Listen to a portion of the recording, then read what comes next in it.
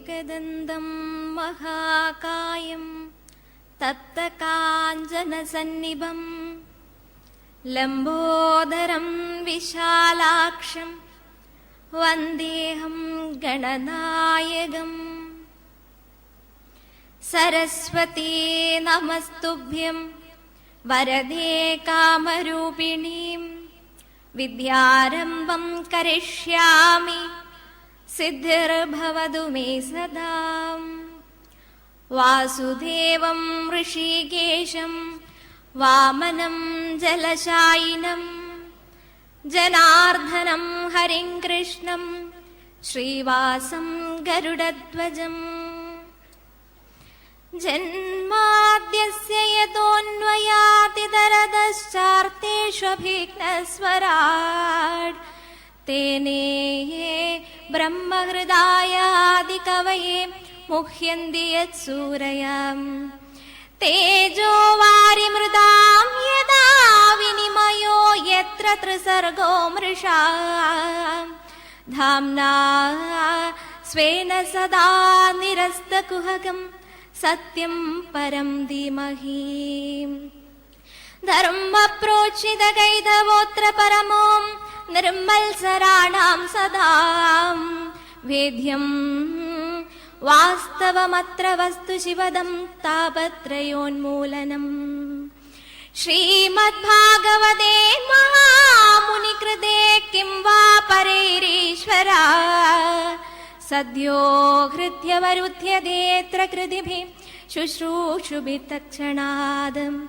निगमकल्पतरोर्गलितं फलं शुगमुखा अमृतद्रवसंयुतं पिबत भागवतं रसमालयं मुहुरहो रसिका भुवि भावुकाः।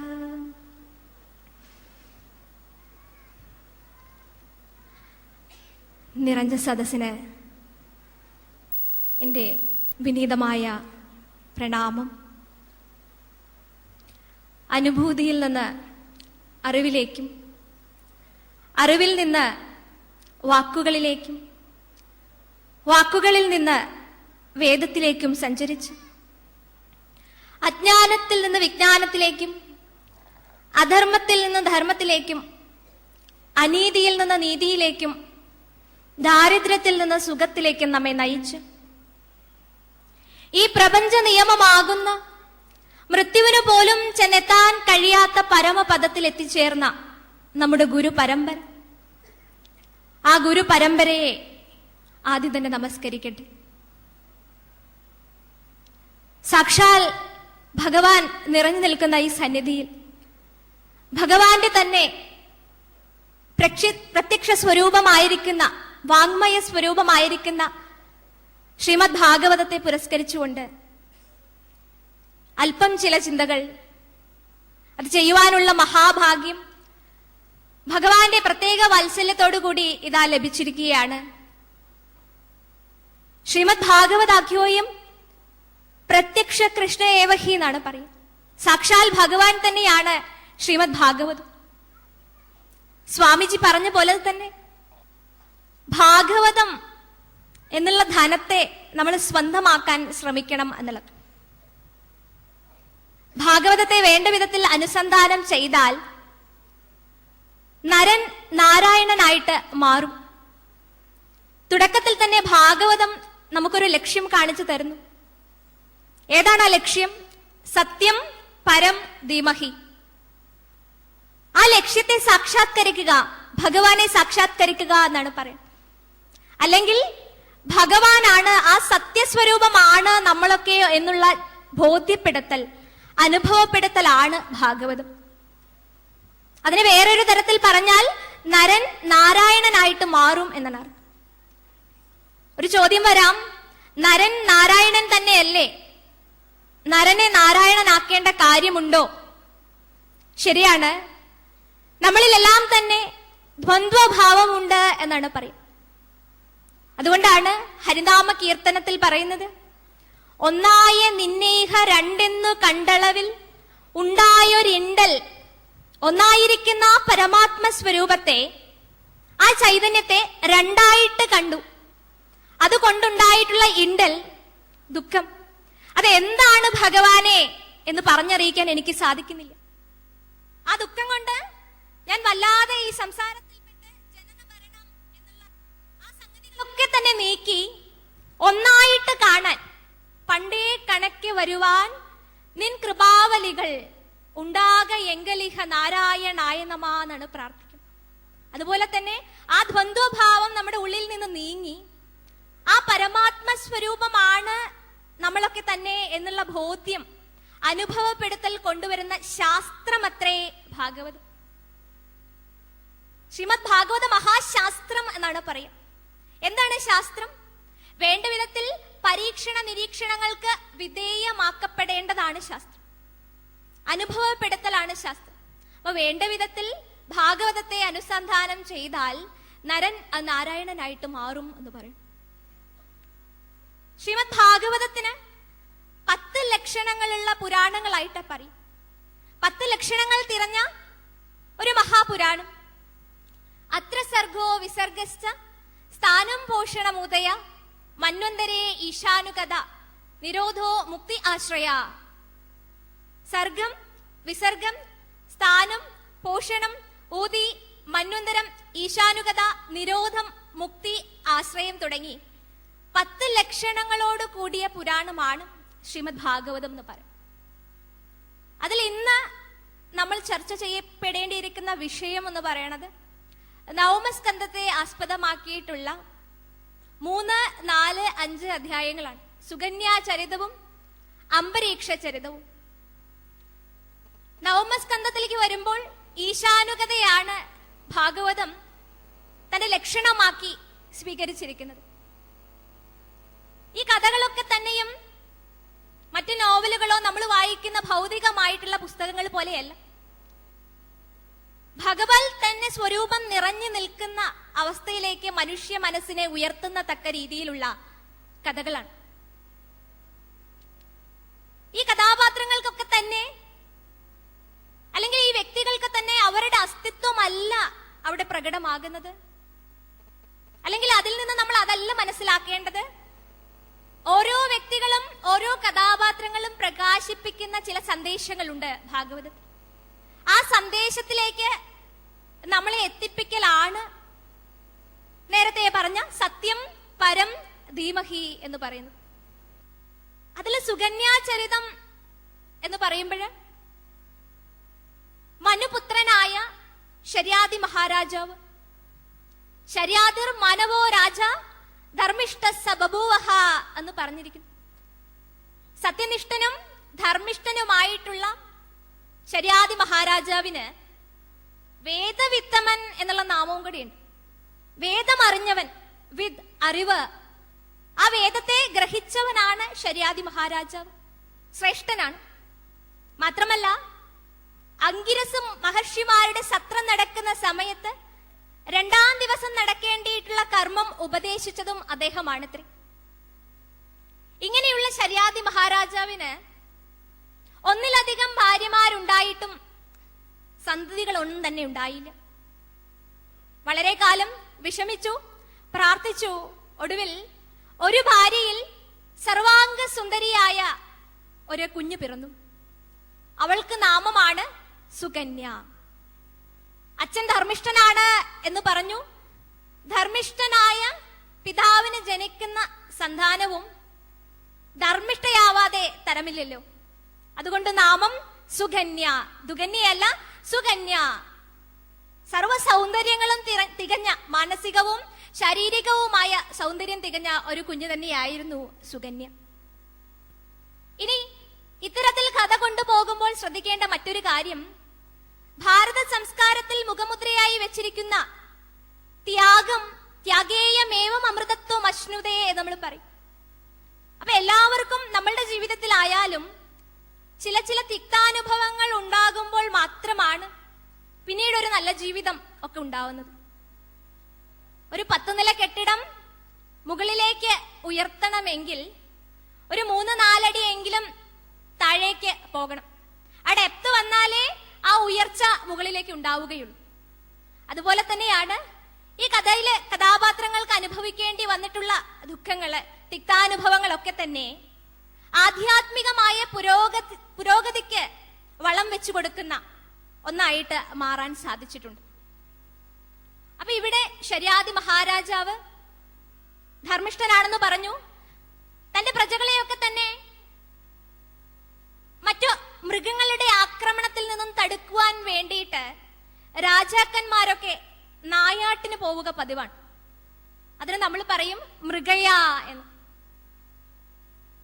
മൃഗയ എന്ന് പറയുന്നത് രണ്ടു തരത്തിൽ പറഞ്ഞു കാണുന്നുണ്ട്. മൃഗയായുണ്ട്, മൃഗയ വിനോദവുമുണ്ട് എന്ന്. മൃഗയ ധർമ്മവും മൃഗയ വിനോദം അധർമ്മവുമാണ് എന്ന് കാണിക്കുന്നു. തന്റെ പ്രജകളെ ശിക്ഷിക്കുവാൻ വരുന്നതായിട്ടുള്ള കാട്ടുമൃഗങ്ങളെ, വന്യജീവികളെ ഒരു രാജാവിന്റെ ധർമ്മമാണ് തന്റെ മക്കളെ സംരക്ഷിക്കുക എന്നുള്ളത്. അത് മൃഗയ, അത് ധർമ്മമാണ്.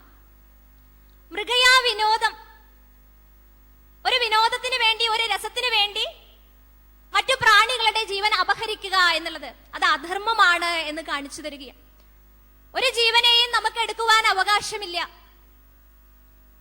എല്ലാത്തിലും ഉള്ളത് ആത്മസ്വരൂപമായിട്ടുള്ള ഭഗവാനാണ് എന്ന് പഠിച്ച ഭാഗവതന്മാർക്ക് പ്രത്യേകിച്ചും ഇത്തരത്തിൽ ചിന്ത പോകുമ്പോൾ മൃഗയ വിനോദം അധർമ്മമാണ് എന്ന് കാണാനായിട്ട് സാധിക്കും. ഇവിടെ ശര്യാദി ധർമ്മിഷ്ഠനായിരിക്കെ മൃഗയയ്ക്കാണ് പോയത്. അങ്ങനെ നായാട്ടിനായിട്ട് കാട്ടിൽ പോകുന്ന സ്ഥലവും വളരെ വൈശിഷ്ട്യമുള്ളതാണ്. ച്യവന മഹർഷി ഭൃഗുകുലത്തിലൊക്കെ പതിയായിട്ടുള്ള ച്യവന മഹർഷി താമസിക്കുന്ന ആശ്രമ പരിസരമാണ്, ആ വിപിനമാണ് നായാട്ടിന് വേണ്ടിയിട്ട് അവർ തിരഞ്ഞെടുക്കുന്നത്. അതും ഒരു സത്സംഗത്തിലേക്കുള്ള ധർമ്മിഷ്ഠനായ രാജാവിന്റെ ഒരു തീരുമാനത്തിലേക്ക്. ഏറെക്കാലം കൊണ്ടുണ്ടായിട്ടുള്ള തന്റെ മകളെ പിരിഞ്ഞിരിക്കുവാൻ ഇഷ്ടമില്ലാത്ത ശര്യാദി മഹാരാജാവ് സുകന്യയെയും കൂട്ടി മറ്റു പരിവാരങ്ങളെയൊക്കെ കൂട്ടിയിട്ടാണ് ഈ വനത്തിലേക്ക് പോകുന്നത്.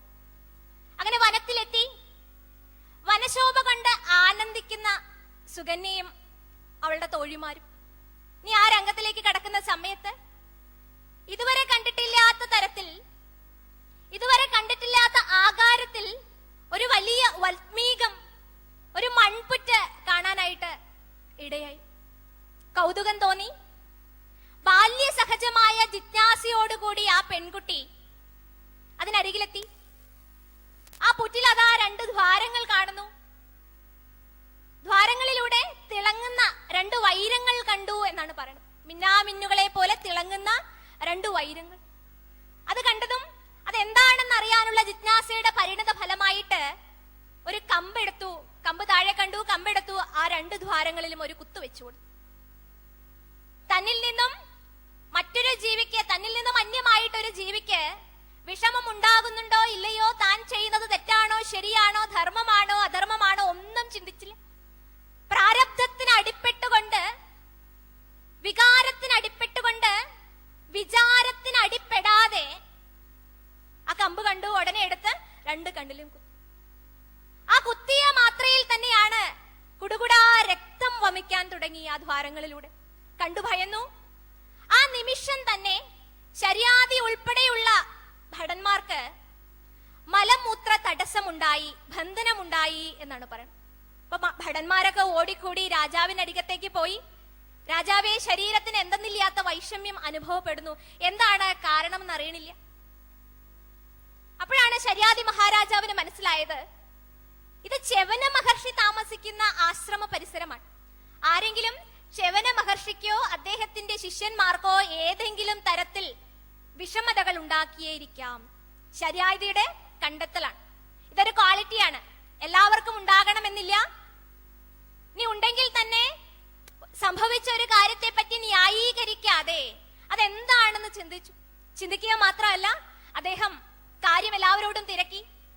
അപ്പോഴാണ് ഭയന്നുകൊണ്ട് തന്റെ മകൾ സുകന്യ പറഞ്ഞു, അച്ഛാ, കുറച്ചു മുമ്പ് ഒരു വലിയ മൺപുറ്റ് കണ്ടു. അതിനടുത്തേക്ക് ചെന്ന് ഞാൻ തിളങ്ങുന്ന 2 വൈരങ്ങൾ കണ്ട് അതെന്താണെന്ന് അറിയാനുള്ള ജിജ്ഞാസയുടെ പരിണത ഫലമായിട്ട് അതിനെ കുത്തി നോവിച്ചു. അതിൽ നിന്ന് രക്തം വമിച്ചു പോയി അച്ഛാ, എന്താണ് ചെയ്യേണ്ടതെന്ന് എനിക്കറിയില്ല, ഞാൻ ഭയന്ന് നിൽക്കുകയാണ് എന്ന് കുട്ടി അച്ഛനോട് പറഞ്ഞു. ശര്യാദി മഹാരാജാവ് ഇത് കേട്ട മാത്രയിൽ ഭയന്ന് വിവശനായി സംഭവ സ്ഥലത്തേക്ക് വെച്ചു പിടിച്ചു. അവിടെ എത്തി പുറ്റൊക്കെ പൊളിച്ചു മാറ്റി നോക്കിയപ്പോ ച്യവന മഹർഷി അതാ ഇരിക്കുന്നു. രണ്ട് കണ്ണുകളും നഷ്ടപ്പെട്ട്, തന്റെ രണ്ട് കണ്ണുകളും നഷ്ടപ്പെട്ട് ആ കണ്ണിലൂടെയൊക്കെ ഇങ്ങനെ രക്തം വമിക്കുന്നുണ്ട്. അദ്ദേഹം ഇങ്ങനെ ഇരിക്കുകയാണ്. തപസ്വിയായ മഹർഷി പൊറ്റുവന്ന് മൂടിയതുപോലും അറിയാത്ത ഘോര തപസ്സിലായിരുന്നു. ആ സാധുവിനെ അറിഞ്ഞുകൊണ്ടോ അറിയാത്തത് കൊണ്ടോ ഉപദ്രവിച്ചതിന്റെ ഫലമായിട്ടാണ് ഇവിടെ മലമൂത്രങ്ങൾ ബന്ധിക്കപ്പെട്ടത് എന്ന് പറയുന്നു. അപ്പൊ ഇത് നമ്മൾ ചിന്തിക്കേണ്ടിയ വിഷയമാണ്. സാധുവായിരിക്കുന്ന ഒരാളെ ശുഭം വാ അശുഭം വാ അവിടെ ഒരു കർമ്മം ചെയ്തു പോയി. അതുകൊണ്ട് തന്നെ ആ വിഷമം അനുഭവപ്പെടുന്നത് മറ്റുള്ളവരുടെ ശരീരത്തിലേക്കാണെന്ന് പറയുമ്പോൾ വേദാന്ത ചിന്തയ്ക്ക് വളരെ പ്രാധാന്യമുണ്ട്. സമഷ്ടി ശരീരത്തിലാണ് അതിന്റെ പ്രതികരണങ്ങൾ കാണുക എന്നുള്ളതാണ്. ശ്രീ ശുഗ ബ്രഹ്മർഷിയെ പോലെ സർവബോധ ഹൃദയം മുനിമാനസോസ്മി എന്ന് പറയുന്ന പോലെ സർവാന്തര്യാമിയായ ഭഗവാനുമായിട്ട് താതാത്മ്യം പ്രാപിച്ചവരാണ് ഈ സാധുക്കളൊക്കെ തന്നെ. അപ്പൊ അവരിൽ ഒരാൾക്ക് വേദന ഉണ്ടാക്കുമ്പോൾ അത് പ്രതിഫലിക്കുന്നത് മറ്റുള്ളവരുടെ ശരീരത്തിലാണ് എന്ന് കാണിക്കുന്നു. വേഗം ശരിയാതി മഹാരാജാവ് ച്യവന മഹർഷിയുടെ കാൽക്കൽ സാഷ്ടാംഗം നമസ്കരിച്ചു. ഇനി എന്ത് വേണമെന്ന് അറിയില്ല.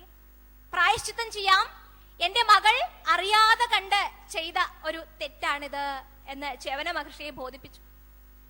പാവം മഹർഷി വര്യൻ എന്ത് ചെയ്യാനാണ്?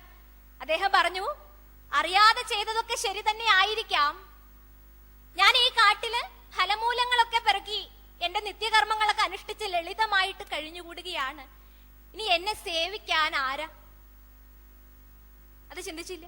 ആട്ടെ, അങ്ങയുടെ കന്യകയ്ക്ക് എത്ര വയസ്സായി? ഈ ചോദ്യം വളരെയധികം നമ്മള് മുൻപിൽ വെച്ച് ഈ വരികൾക്കിടയിലൂടെ വായിക്കണമെന്നാണ് പറയുന്നത്. ഇതിൽ പലതരത്തിലുള്ള ചിന്തകൾ അടങ്ങിയിട്ടുണ്ട്. ഒന്ന്, മഹർഷി വര്യന്റെ ദയാവായ്പാണ്. അങ്ങയുടെ കന്യക എന്നെ ഇവിടെ നിന്ന് പരിചരിക്കട്ടെ എന്നാണ് അതിൽ അന്തർലീനമായിട്ടുള്ള ഒരു തത്വം, ഒരു സന്ദേശം എന്ന് പറയണത്. അത് കേട്ടപ്പോൾ രാജാവിന് വിഷമായി. വളരെ കാലം കൂടി ഉണ്ടായിട്ടുള്ള ഒരു കന്യക, ആ കന്യകയെ പിരിഞ്ഞിരിക്കുവാൻ കഴിയാത്തത് കൊണ്ടാണ് കാട്ടിലേക്ക് കൂട്ടിട്ട് വന്നത്. ഇനി ഇവിടെ പടുവൃദ്ധനായ ഈ മുനിയോടൊപ്പം എങ്ങനെയാണ് ഇവള് കഴിയുക? രാജകൊട്ടാരത്തിൽ സുഖഭോഗ ഐശ്വര്യങ്ങളുടെ പുറകെ താമസിക്കേണ്ട ഈ കന്യക കാവിയെടുത്ത് മരവുരി ധരിച്ച് ഫലമൂലങ്ങൾ ഭക്ഷിച്ച് ഈ കാട്ടിൽ എങ്ങനെയാണ് വൃദ്ധനായ ഈ മുനിവരനോടൊപ്പം കഴിയുക? അച്ഛന് ചിന്തിക്കാൻ സാധിക്കില്ല. അച്ഛൻ പറഞ്ഞു, അതുകൊണ്ട് മഹർഷി പേടിക്കണ്ട, ഞാൻ അവിടുത്തെ കൊട്ടാരത്തിൽ കൊണ്ടുപോയി സംരക്ഷിച്ചു കൊള്ളാം, വിഷമിക്കേണ്ട കാര്യമില്ല. ച്യവന മഹർഷി പറഞ്ഞു, അത് സാധിക്കില്ല. എന്തേ സാധിക്കാത്തത്? സാധിക്കാത്തത് മറ്റൊന്നുമല്ല, ഞങ്ങളൊക്കെ ഏകാന്തത്തിൽ കുറെ കാലം വസിച്ചവർ. ഭാഗവതത്തിൽ തന്നെ പറയുന്നുണ്ട്, വനം എന്ന് പറയുന്നത് സാത്വിക ഗുണം നിറഞ്ഞു നിൽക്കുന്ന ഒരു അന്തരീക്ഷമാണ്. അത്യന്തം സാത്വികതയിൽ കഴിയാനാണ് ഈ മഹർഷീശ്വരന്മാർക്കൊക്കെ താല്പര്യം ഉണ്ടാവുക. അവിടെയാണ് ശാന്തമായ അന്തരീക്ഷം ഉണ്ടാവുക. നഗരം എന്ന് പറഞ്ഞാൽ അത്യന്തം തമോ ഗുണാണ്, രജോ ഗുണപ്രധാനമാണ് ഗ്രാമം. അപ്പൊ ഇപ്പൊ നമ്മളൊക്കെ എന്താ വിചാരിക്കുക? കുറെ പഠിച്ചവര്, പ്രാക്ടിക്കലായി ചിന്തിക്കുന്നു എന്ന് വിചാരിക്കുന്നവര് അവരൊക്കെ വിചാരിക്കുന്നത് സിറ്റി ലൈഫാണ്. സിറ്റിയിൽ പോണം എന്നാണ്. അവിടെ എന്താണ്? അത്യന്തം തമോ ഗുണമാണ് ഈ നഗരം എന്ന് പറയുന്നത്.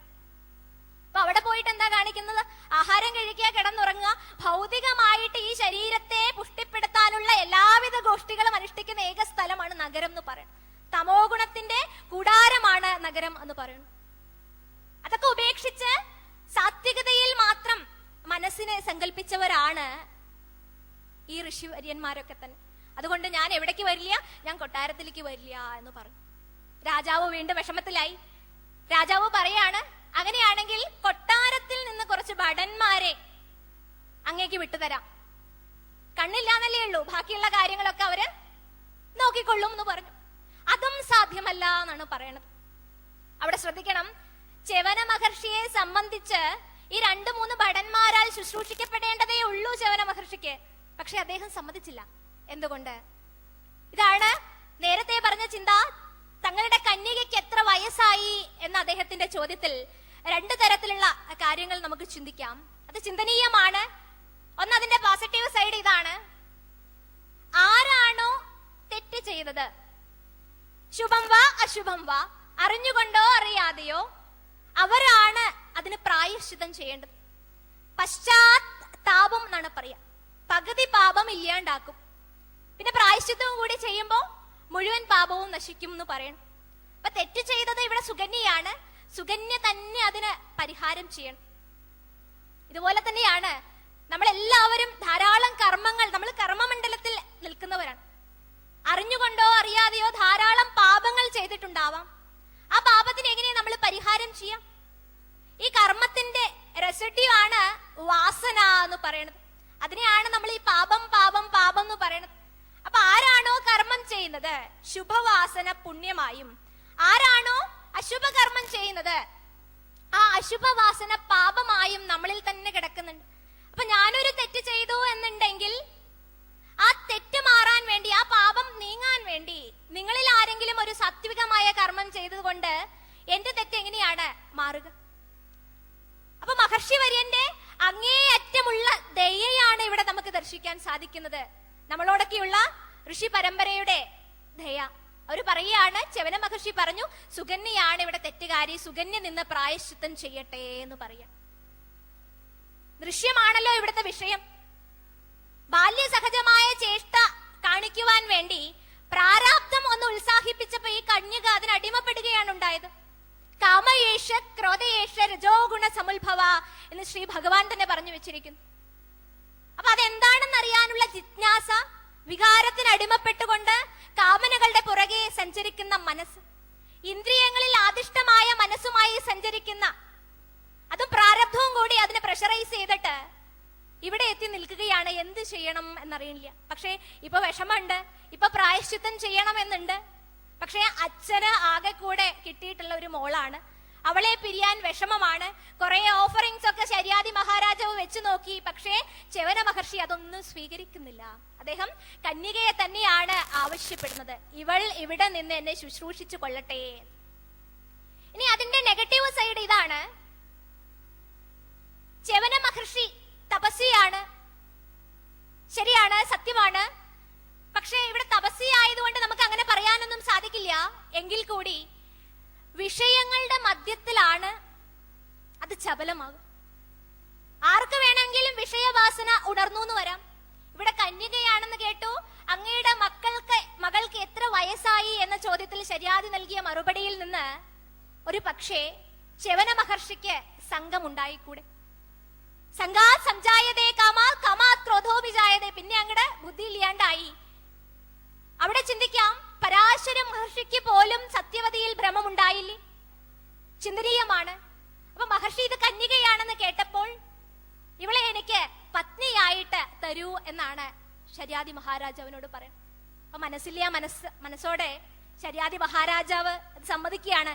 കാരണം ഇദ്ദേഹം ഒന്ന് ശപിച്ചാൽ കുലം തന്നെ നശിച്ചു പോകും.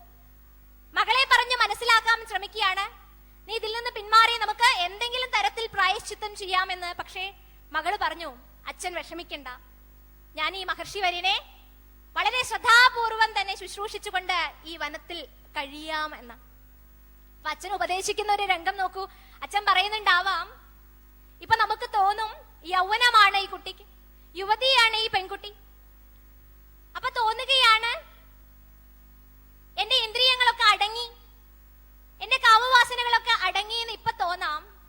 പക്ഷെ നാളെ ഈ മഹർഷിവര്യനെ ശുശ്രൂഷിച്ചുകൊണ്ട് ഈ കാനനത്തിൽ വസിക്കുന്ന സമയത്തിങ്കൽ സുന്ദരനായ ഒരു യുവാവെങ്ങാനും ഈ കാട്ടിലൂടെ വന്നാൽ, ഈ പടുവൃദ്ധനായ മഹർഷിവര്യനെ ഉപേക്ഷിച്ചുകൊണ്ട് നീ അവന്റെ കൂടെ ചെന്നാൽ എന്തായിരിക്കും സ്ഥിതി? അത് ഇതിനേക്കാൾ പാപമാവും.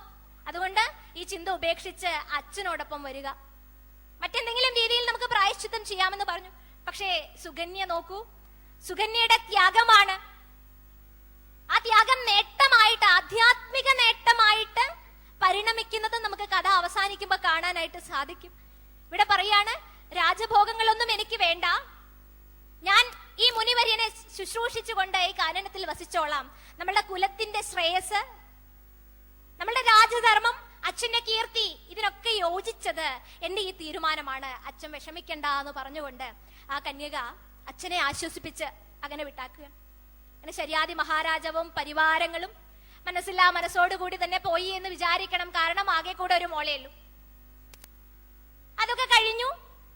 ഇവിടെ കന്യക മഹർഷി വര്യനെ വളരെ നന്നായിട്ട് തന്നെ ശുശ്രൂഷിച്ചു. അദ്ദേഹം നോക്കുമ്പോഴൊക്കെ, അദ്ദേഹം വിചാരിക്കുമ്പോഴൊക്കെ എല്ലാം മുമ്പിൽ വന്ന് കിടന്നു. പതിം പരമകോപനം എന്ന് പറഞ്ഞു വെച്ചിട്ടുണ്ട്. കോപിഷ്ഠനാണ് ച്യവനമുനി. പക്ഷെ അദ്ദേഹത്തിന് കോപത്തിന് പോലും ഇടം നൽകാതെ അദ്ദേഹത്തിന് വേണ്ടതൊക്കെ തന്നെ അദ്ദേഹത്തിന്റെ മനസ്സറിഞ്ഞുകൊണ്ട് പ്രവർത്തിക്കാൻ തയ്യാറായിട്ട് ഈ കന്യക എപ്പോഴും കൂടെ ഉണ്ടായിരുന്നു. ഭർത്താവിന്റെ ഒരു രൂപത്തിൽ തന്നെ അദ്ദേഹത്തെ കണ്ടുകൊണ്ട് പത്നിയായിട്ട് തന്നെ അദ്ദേഹത്തെ ശുശ്രൂഷിച്ചു പോന്നു എന്നാണ് പറയുന്നത്. അപ്പൊ ഇങ്ങനെ കുറെ കാലം കഴിഞ്ഞു. അപ്പോഴാണ് സൂര്യപുത്രന്മാരായ അശ്വിനി കുമാരന്മാർ, ദേവവൈദ്യന്മാർ എന്നറിയപ്പെടുന്നു, അവരിങ്ങനെ ആകാശമാർഗത്തിൽ സഞ്ചരിക്കുമ്പോൾ താഴെയതാ കാട്ടിൽ ഒരു പടുവൃദ്ധനായ ഒരു മുനിയെ ശുശ്രൂഷിച്ചുകൊണ്ട് അത്യുത്കൃഷ്ടമായ ശുശ്രൂഷകള് അതിസുന്ദരിയായ ഒരു കന്യക നിർവഹിക്കുന്നത് കണ്ടു. ഇത് കണ്ടപ്പോൾ ആശ്ചര്യം തോന്നിയിട്ട് അവര് താഴെ ഇറങ്ങി ആ കാട്ടിൽ വന്നു. സുകന്യയെ വിളിച്ചു ചോദിച്ചു, എന്താണ് ഈ കാട്ടിലേക്ക് വരാനായിട്ടുള്ള കാരണം, ഇതിന് ഹേതു എന്താണ് എന്ന് ചോദിച്ചു. അപ്പൊ സുകന്യ നടന്ന കാര്യങ്ങൾ മുഴുവൻ അശ്വിനി ദേവതകളെ ധരിപ്പിച്ചു. ഇതൊക്കെ കേട്ടപ്പോൾ അശ്വിനി കുമാരന്മാർ സുകന്യയെ അടുത്ത് വിളിച്ചുകൊണ്ട് പറയുകയാണ്, യൗവനാ വിശേഷിണാം എന്നാണ് പറയാ. യൗവനം എന്ന് പറയുന്നത് വിഷയങ്ങളൊക്കെ അനുഭവിക്കേണ്ടിയിട്ടുള്ള കാലഘട്ടമാണ്. രാജഭോഗങ്ങളൊക്കെ അനുഭവിച്ചു കഴിയേണ്ട നീ ഇത്ര ചെറുപ്പത്തിൽ തന്നെ പടുവൃദ്ധനായ ഈ മഹർഷീശ്വരനെ സംരക്ഷിക്കാൻ വേണ്ടി മാത്രം ഈ കാട്ടില് ഇങ്ങനെ വിഷമിച്ച് കഴിയേണ്ട ആവശ്യമില്ല. നിനക്ക് വേണമെങ്കിൽ ഞങ്ങളിൽ ഒരാളെ പരിഗ്രഹിച്ചാൽ ഈ സകല സുഖങ്ങളും ഭോഗങ്ങളും നിനക്ക് അനുഭവിക്കാനായിട്ട് സാധിക്കും. അതുകൊണ്ട് നീ ഒരു കാര്യം ചെയ്യൂ, ഇദ്ദേഹത്തെ ഉപേക്ഷിച്ചുകൊണ്ട് ഞങ്ങളിൽ ഒരാളെ സ്വീകരിച്ചാലും എന്നാണ് പറയുന്നത്. ഇത് കേട്ടപ്പോൾ എന്തായിരിക്കാം സുകന്യയുടെ പ്രതികരണം? നേരത്തെ അച്ഛൻ പറഞ്ഞ രീതിയിലായിരിക്കുമോ? അല്ല, ധർമ്മിഷ്ഠയായ ഒരു സന്താനമായിരുന്നു. പ്രാർത്ഥനാ സന്തതിയാണ്. കേവലം മൃഗചേഷ്ടയോടുകൂടി ഇണചേർന്നുണ്ടായിട്ടുള്ള കുട്ടിയല്ല സുകന്യ എന്ന് പറയുന്നത്. പ്രാർത്ഥനാ സന്തതി ആയതുകൊണ്ട് ചില വൈശിഷ്ട്യങ്ങൾ അവളിലും ഉണ്ടായിരുന്നു. അച്ഛന്റെ ആധ്യാത്മിക ചിന്തകൾ അവളിലും ഉണ്ടായിരുന്നു, മൂല്യങ്ങൾ അവളിലും ഉണ്ടായിരുന്നു. അവൾ പറഞ്ഞു, നിങ്ങൾ ആരാന്നാ പറഞ്ഞത്? സൂര്യപുത്രന്മാരല്ലേ? സൂര്യപുത്രന്മാരായ അശ്വിനി കുമാരന്മാരാണോ എന്നോട് ഇപ്രകാരം സംസാരിക്കുന്നത്? ഞാൻ ഭർത്താവിനെ പോലെ കണ്ട് ശുശ്രൂഷിക്കുന്ന ഈ മുനിവര്യനെ ഉപേക്ഷിച്ചുകൊണ്ട് നിങ്ങളിൽ ആരെങ്കിലും ഒരാളെ സ്വീകരിക്കണം എന്ന് പറഞ്ഞാൽ ഞാൻ വ്യഭിചരിക്കണം എന്ന് പറഞ്ഞതല്ലേ അതിനർത്ഥം? ഇങ്ങനെയാണോ നിങ്ങൾ ഉപദേശം തരിക? ഇനി ഒരു വാക്ക് നിങ്ങൾ പറയുകയാണെങ്കിൽ ഞാൻ നിങ്ങളെ ശപിക്കും എന്നായി കൈ ഉയർത്താൻ തുനിയുന്നു സുകന്യ. നോക്കൂ, അവിടെയാണ് ശ്രദ്ധിക്കേണ്ടത്.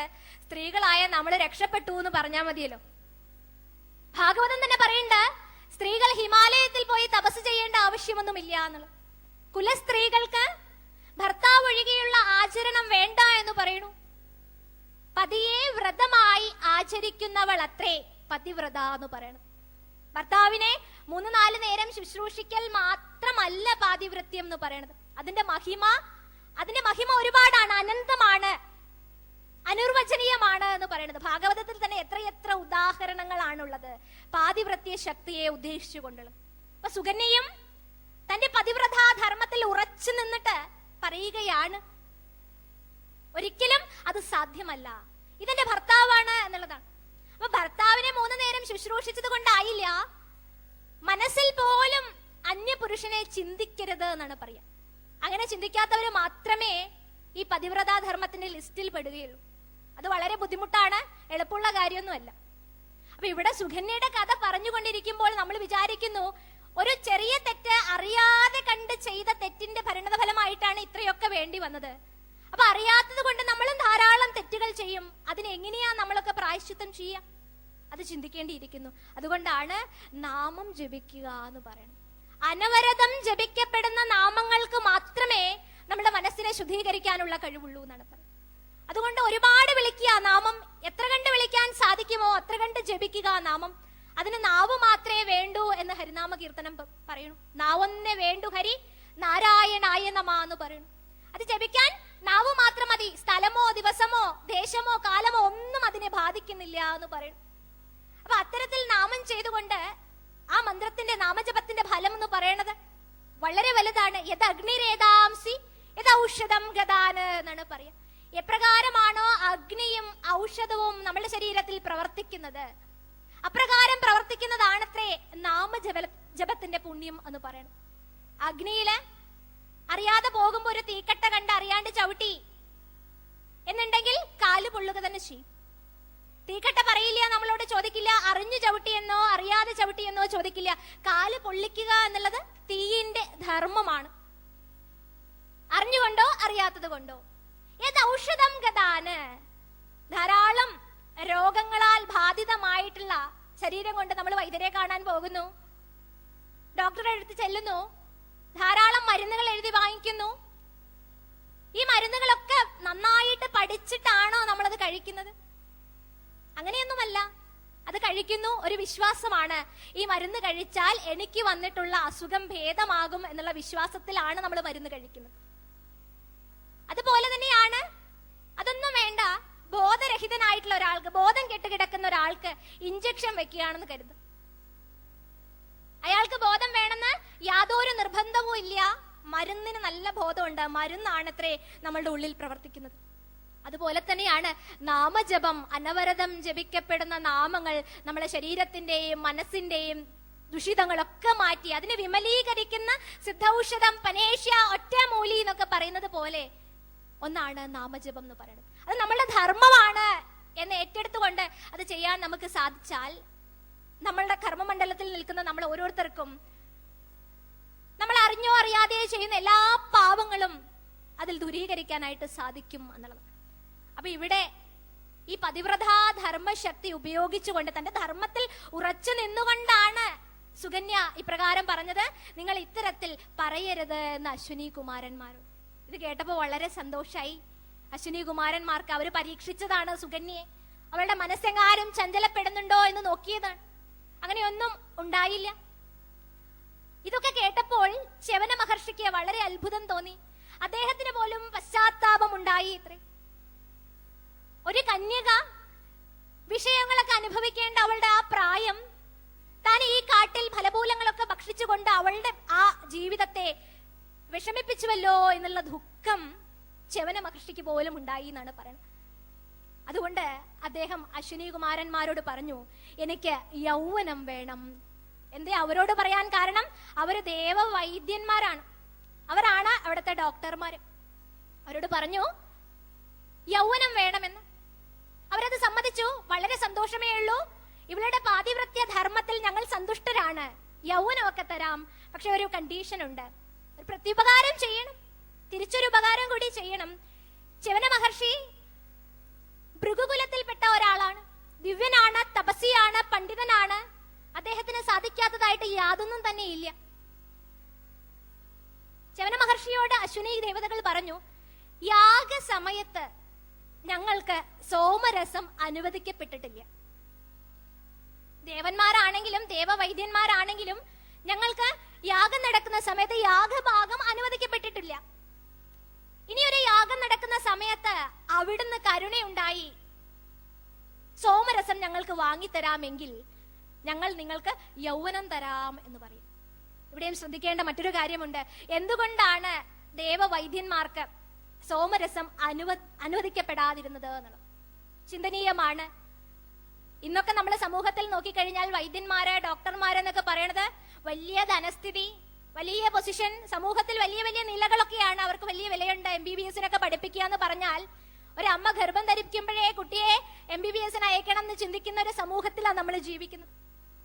അപ്പൊ അത്രയും ഔന്നത്യമുള്ള ഒരു ജോലിയായിട്ടും സേവനവുമായിട്ടൊക്കെയാണ് നമ്മളത് കാണുന്നതെങ്കിലും വേദാന്ത ചിന്തയിൽ വൈദ്യർ എന്ന് പറയുന്നത് നികൃഷ്ടന്മാരാണ്. കാരണം എന്താ? അവരുടെ ചിന്തകൾ എപ്പോഴും ശരീരത്തെ കുറിച്ചാണ്. നമ്മൾ പഠിച്ചു, ആകാശം, അഗ്നി, വായു, ജലം, ഭൂമി, പഞ്ചഭൂതങ്ങൾ കൊണ്ട് നിർമ്മിതമായ നമ്മുടെ ശരീരം പഞ്ചഭൂതങ്ങളിൽ നിലനിന്ന് പഞ്ചഭൂതങ്ങളിൽ ലയിക്കുന്ന ഒന്നാണ്, നശിക്കുന്ന ഒന്നാണ്. ഈ നശിക്കാൻ പോകുന്ന സംഭവത്തെ ശീരിയതേ ഇത് ശരീരം എന്നാണ് പറയാ. ഈ നശിക്കുന്ന ശരീരത്തെയാണ് ഇങ്ങനെ മിനുക്കി തേച്ച് വൃത്തിയാക്കുന്നത്. ഇതിനെ ശുശ്രൂഷിക്കുന്നവരെയാണ് നമ്മുടെ ആധ്യാത്മിക സംസ്കാരത്തിൽ നികൃഷ്ടന്മാരായിട്ട് അവരെ കാണുന്നത്. ദേഷ്യമുണ്ടായിട്ടല്ല, മറിച്ച് ആത്മാവിനെ കുറിച്ച് വിചാരം ആരാണ് ചെയ്യുന്നത്, അവരെയാണ് ഉത്കൃഷ്ടന്മാർ എന്ന് പറയുന്നത്. ആ ഉത്കൃഷ്ട ചിന്തയ്ക്കാണ് അവിടെ സ്ഥാനം ഉണ്ടായിട്ടുള്ളത്. അപ്പൊ ആത്മാവിനെ വിചാരം ചെയ്യണം എന്ന് പറയണു. ഭാഗവതത്തിൽ തന്നെ ഒരു ദിക്കിൽ രുക്മിണിയും കൃഷ്ണനും തമ്മിലുള്ള പ്രണയ കലഹത്തിൽ പറയണു. രുക്മിണി ദേവി കൃഷ്ണനോട് പറയുകയാണ്, കൃഷ്ണൻ പറഞ്ഞു, നീ എന്തിനാണ് എന്നെ വിവാഹം ചെയ്തത്? നിനക്ക് എത്ര നല്ല ആലോചനകൾ വന്നതായിരുന്നു എന്ന്. അതൊക്കെ തട്ടി മാറ്റിക്കൊണ്ട് കേവലം എന്നെയാണല്ലോ നിനക്ക് വരനായി ലഭിച്ചിട്ടുള്ളത്. അപ്പൊ ഇതിനൊക്കെ മറുപടിയായിട്ട് വളരെ നല്ല ശ്ലോകത്തിൽ നല്ല മറുപടി രുക്മിണി ദേവി കൊടുക്കുന്നുണ്ട്. രുക്മിണി ദേവി പറയാണ്, ത്വക്ഷ്മശ്രു രോഗ്മനഖ കേശ പിനദ്ധമന്ധർ മാംസാസ്തി രക്ത കൃമിവിട് കഫ പിത്തവാദം ജീവച്ചവം കാന്തമതർ വിമൂഢോ യാതേ പദാബ്ജ മകരന്ദ ജിഗ്രതിശ്രീ എന്നാണ് പറയുന്നത്. വാദം, പിത്തം, കഫം, മലം, മൂത്രം, രേതസ് തുടങ്ങിയിട്ടുള്ള ഇവയെല്ലാം നിബിഡമായ ഈ ശരീരത്തെ അല്ല ഞാൻ ഭർത്താവ് എന്ന് വിളിക്കുന്നത്. ഈ വൈകാരിക ശരീരത്തിന് അപ്പുറത്തുള്ള ആത്മാവിനെ, ആത്മസ്വരൂപമാണ് എന്റെ ശ്രീകൃഷ്ണൻ. അതുകൊണ്ട് എന്റെ സെലക്ഷൻ മോശമില്ല. ഞാൻ സെലക്ട് ചെയ്യേണ്ട, തെരഞ്ഞെടുക്കപ്പെടേണ്ട ആളെ തന്നെയാ തെരഞ്ഞെടുക്കപ്പെട്ടിട്ടുള്ളത്. അതുകൊണ്ട് ഇത് മോശമല്ല എന്ന് രുക്മിണി സ്ഥാപിക്കുന്ന കുറെ കാര്യങ്ങളുണ്ട്. അപ്പൊ നമുക്ക് മനസ്സിലാക്കാം, ശരീരം എന്ന് പറയുന്നത് നശിക്കുന്നതാണ്. ആ ശരീര ചിന്ത വിട്ട് നമ്മുടെ ഉള്ളിൽ തേജോമയനായിട്ട് ഇരിക്കുന്ന ആ ആത്മസ്വരൂപത്തെ അറിയാൻ ശ്രമിക്കുമ്പോൾ മാത്രമാണ് നമുക്ക് ആധ്യാത്മികമായിട്ട് ഉയർച്ച ഉണ്ടാകുന്നത് എന്ന് സാരം.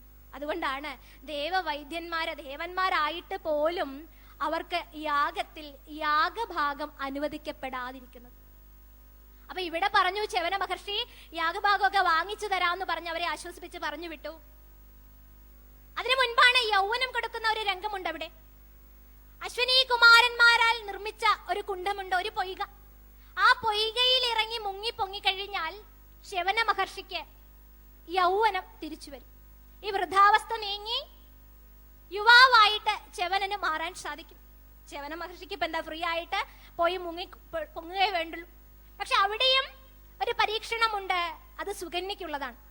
സുകന്യയുടെ പാതിവ്രത്യ ശക്തിയെ പരീക്ഷിക്കാൻ തക്കവിധമുള്ള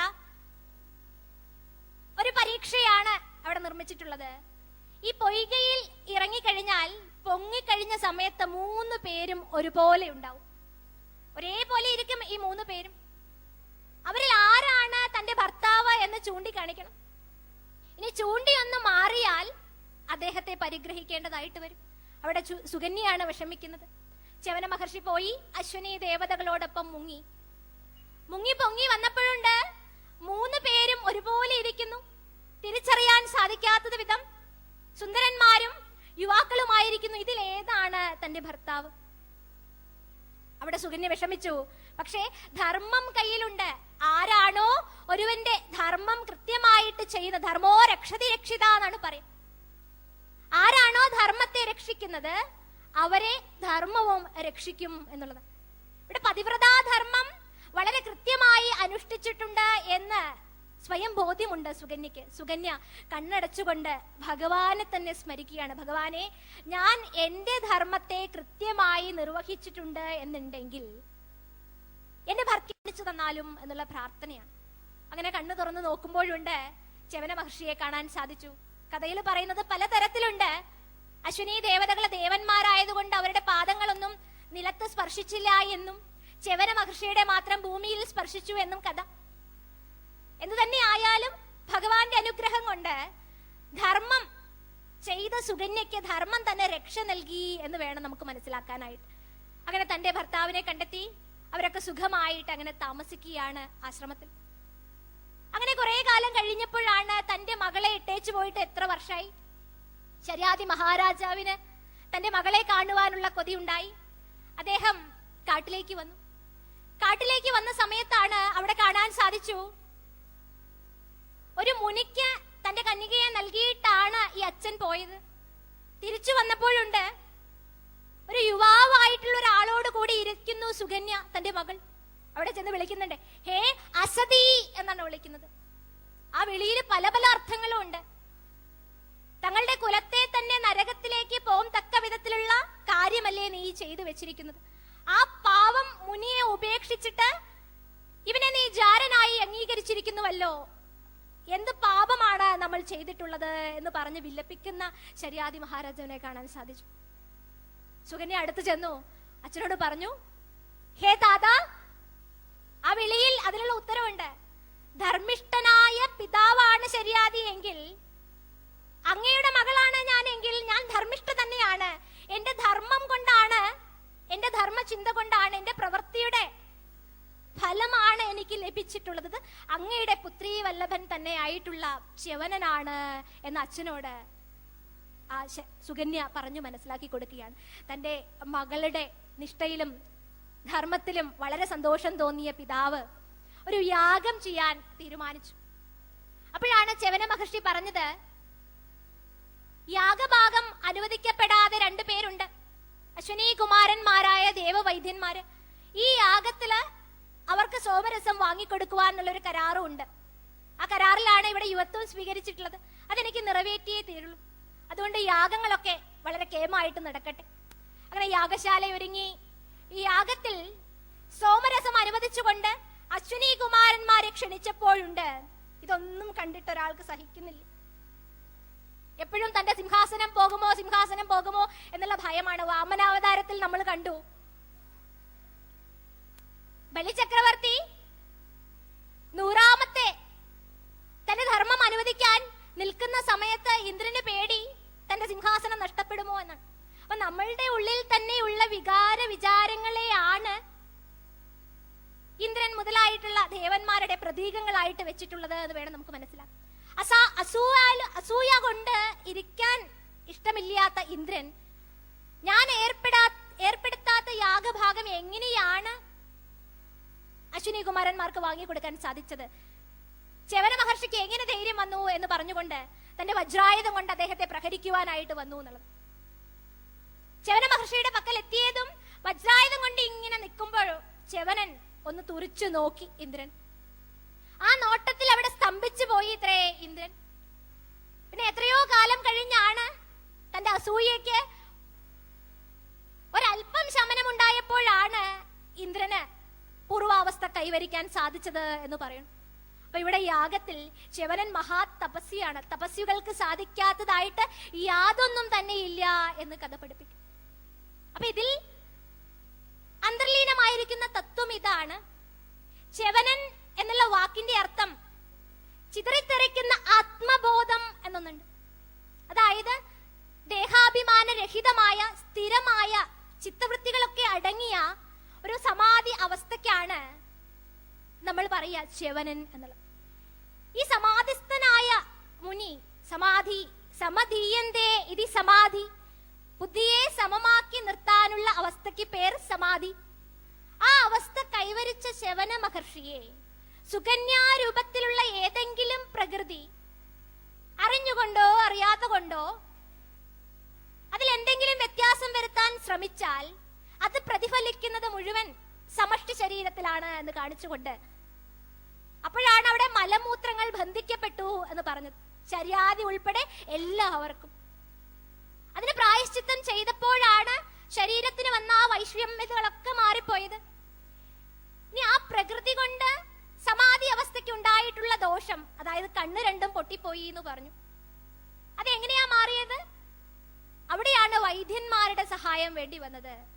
പ്രാണനും അപാനനുമാണത്രേ അശ്വിനി ദേവതകൾ. വേദാന്ത ചിന്തയിൽ പറയുന്നു, യോഗാവസ്ഥയിലുള്ള ആ കുണ്ഡം നിർമ്മിച്ച് ആ പൊയ്കയിൽ ഇറങ്ങി മുങ്ങിപ്പൊങ്ങണം എന്ന് പറഞ്ഞപ്പോൾ നവമായ ഒരു ആത്മചൈതന്യമാണ് ച്യവനന് കൈവന്നിട്ടുള്ളത്. അപ്പൊ നമ്മളായാലും സുകന്യാ പ്രകൃതിയിൽ ഇരിക്കുന്ന നമ്മൾ ഓരോരുത്തരും സമാധി അവസ്ഥയ്ക്ക് ബാധിച്ചിട്ടുള്ള ഈ വൈഷമ്യത്തെ നീക്കാൻ ദേവവൈദ്യന്മാരെ സഹായിക്കണം. അതായത് അവരുടെ അടുക്കൽ നമ്മൾ ചെയ്യണം. അവര് ഉപദേശിച്ചു തരുന്ന യോഗ സാധനങ്ങൾ അനുഷ്ഠിച്ച് പ്രാണായാമ പ്രക്രിയയുള്ള കുംഭകം എന്നാണ് പറയുക. പ്രത്യേകം നിർമ്മിച്ച പൊയ്കയിൽ പ്രാണനെ ഉള്ളിലാക്കി കുറച്ചു നേരം വെള്ളത്തിൽ മുങ്ങി പൊങ്ങുമ്പോൾ നവമായ അല്ലെങ്കിൽ ആത്മചൈതന്യം വൃദ്ധാവസ്ഥയൊക്കെ നീങ്ങി, അത് ശരീരത്തിന്റെ മാത്രമല്ല നമ്മളുടെ ഉയർച്ചയാണ്, ആത്മീയമായ ഉയർച്ചയാണ് ച്യവനൻ എന്നുള്ള വാക്കുകൊണ്ട് അവിടെ വിവക്ഷിച്ചിട്ടുള്ളത്. അപ്പൊ അത്തരത്തിൽ വായിച്ചെടുത്ത് നമ്മുടെ നിത്യജീവിതത്തിലേക്ക് ഇറക്കിക്കൊണ്ടുവരേണ്ട ഒരു കഥയാണ്, തത്വമാണ് ഈ സുകന്യാചരിതം എന്ന് പറയുന്നത്. ഈ സുകന്യാചരിതത്തിലൂടെ സഞ്ചരിച്ചുകൊണ്ട് അടുത്ത അധ്യായത്തിലേക്ക് കടക്കുമ്പോൾ നമുക്ക് കാണാൻ സാധിക്കുന്ന സാധിക്കുന്നത് ധർമ്മിഷ്ഠനായ മറ്റൊരു വ്യക്തിയാണ്. നേരത്തെ പറഞ്ഞുവല്ലോ, വ്യക്തികളുടെ അസ്തിത്വത്തിനല്ല ഇവിടെ പ്രാധാന്യം. ആ വ്യക്തികൾ പ്രകാശിപ്പിക്കുന്ന കുറെ സന്ദേശങ്ങളുണ്ട്. ആ സന്ദേശങ്ങളെ നമ്മളുടെ നിത്യജീവിതത്തിൽ പകർത്തുമ്പോഴാണ് നമ്മളും ഈ കഥാപാത്രത്തോളം ഔന്നത്യമുള്ളവരായിട്ട്. ഇത് എന്നോ സംഭവിച്ച കഥകളാ. ആ കഥകളിലൂടെ ഈ കഥാപാത്രങ്ങൾ ഇന്നും നമ്മളുടെ നാവിലൂടെയും കണ്ണിലൂടെയും മൂക്കിലൂടെയും ത്വക്കിലൂടെയും ഇന്ദ്രിയങ്ങളിലൂടെയും ഒക്കെ അവരെ കുറിച്ച് നമ്മൾ ഓർക്കുമ്പോൾ നമ്മളും ഇതേ തരത്തിൽ ഓർക്കപ്പെടേണ്ടവരായിട്ട് മാറണം. ശരീരം നമ്മൾ ഉപേക്ഷിച്ച് പോകും. അധ്യാത്മ ചിന്ത കൊണ്ട് നമ്മളുടെ മനസ്സിനെ ഭഗവാനിലേക്ക് ഉയർത്താൻ സാധിക്കലാണ് ഇതിന്റെയൊക്കെ ലക്ഷ്യം എന്ന് തിരിച്ചറിയുകയാണ് സത്യം പരം ധീമഹി എന്നുള്ള ആദ്യത്തെ ആ വാക്കുകൊണ്ട് അവിടെ സൂചിപ്പിച്ചു വെച്ചിരിക്കുന്നു. മനുവംശത്തിലെ നഭകന്റെ പുത്രൻ നാഭാഗന്റെ മകനാണ് ശ്രീ അംബരീക്ഷൻ എന്നാണ് പറയുന്നത്. അംബരീക്ഷ ചക്രവർത്തിയുടെ സുപരിചിതമായിട്ടുള്ള കഥകൾ തന്നെയായിരിക്കും. അദ്ദേഹത്തിന്റെ ഭക്തി വളരെ വലുതാണ് എന്ന് കാണിക്കുവാൻ വേണ്ടി, ഭഗവാന്റെ ഭക്തന്മാരുടെ മഹിമയെ പ്രകാശിപ്പിക്കുവാൻ വേണ്ടി വളരെ നല്ലൊരു കഥയാണ് അംബരീക്ഷ ചരിതത്തിലുള്ളത്. ഈശ്വരനെ അമ്പരമാക്കിയതാരോ അവനാണ് അംബരീക്ഷൻ.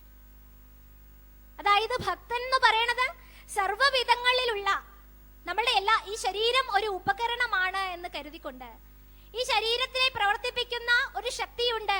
ആ ശക്തി സ്വരൂപനാണ് ശാശ്വതമായത് എന്നുള്ള ധാരണ കൊണ്ട് ജ്ഞാനികളൊക്കെ എന്താ ചെയ്യാം? ജ്ഞാനികൾ വൈരാഗ്യം കൊണ്ട് തങ്ങളുടെ ഇന്ദ്രിയങ്ങളെ വശത്താക്കുകയാണ് ചെയ്യുക. പക്ഷെ ഭക്തന്മാരുണ്ടല്ലോ, അംബരീക്ഷൻ അതിന് വലിയ ഉദാഹരണമാണ്.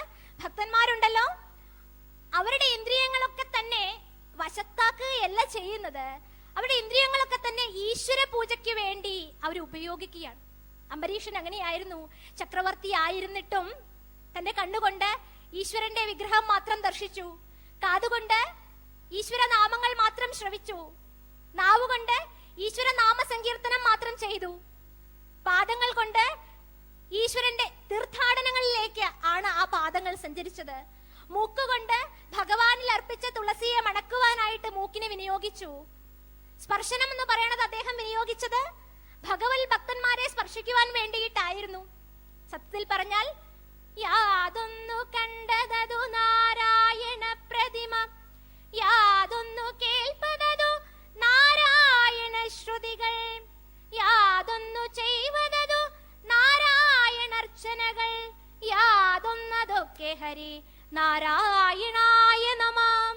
ഇവിടെ പറയുന്നുണ്ട് ഗൃഹേഷു ദാരേഷു സുദേശു ബന്ധുഷു എന്നാണ് പറയണത്. അതായത് കൊട്ടാരങ്ങൾ ഉണ്ടായിരുന്നു, സർവഭോഗങ്ങളും ഉണ്ടായിരുന്നു, ധനം ഉണ്ടായിരുന്നു, പുത്രൻ ഉണ്ടായിരുന്നു, ഭാര്യ ഉണ്ടായിരുന്നു. ഇതൊക്കെ ഉണ്ടായിരിക്കെ തന്നെ ഇതിലൊക്കെ അനാസക്തി പുലർത്തിയവനാണ് അംബരീക്ഷൻ. അദ്ദേഹം ഭഗവാനെ മാത്രമാണ് അമ്പരമായിട്ട് സ്വീകരിച്ചത് എന്ന് വിവക്ഷിക്കുന്നു. എങ്ങനെയാണ് ഈ ഗുണം ഈ ചക്രവർത്തിക്ക് ഉണ്ടായത്? അത് പരമ്പരാഗതമായിട്ടുള്ളതാണേ. അതാണ് പറയുന്നത് നഭകന്റെ പുത്രൻ നാഭാഗന്റെ മകനാണ് എന്ന് പറയുമ്പോൾ, നാഭാഗൻ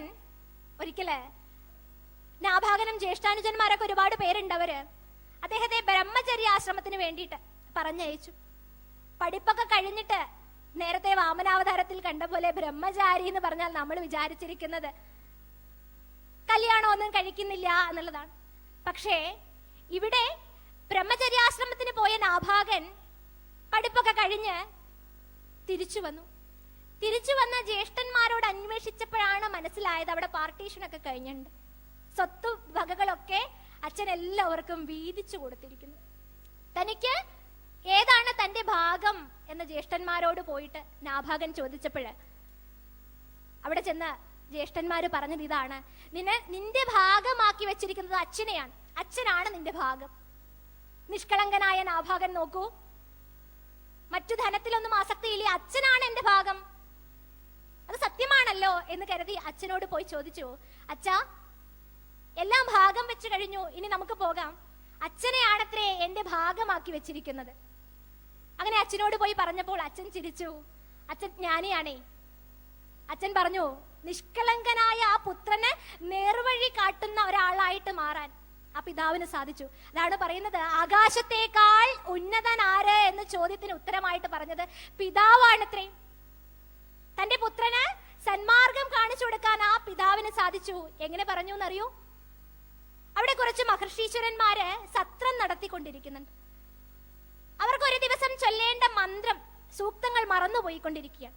അതുകൊണ്ട് ഈ ജ്ഞാനിയായ അച്ഛൻ മകനിലൂടെ ആ മന്ത്രങ്ങളെയൊക്കെ തന്നെ ആ മഹർഷിവര്യന്മാർക്ക് ഉപദേശിക്കുവാനായിട്ട് പറഞ്ഞു വിടുകയാണ്. ഇത് കേട്ട് വളരെ സന്തോഷത്തോടു കൂടി ഇദ്ദേഹം പോയിട്ട് ആ അങ്കിരസു മഹർഷിമാർക്ക് ആ സൂക്തങ്ങളൊക്കെ ഉപദേശിച്ചു. അവർക്ക് വലിയ സന്തോഷമായി.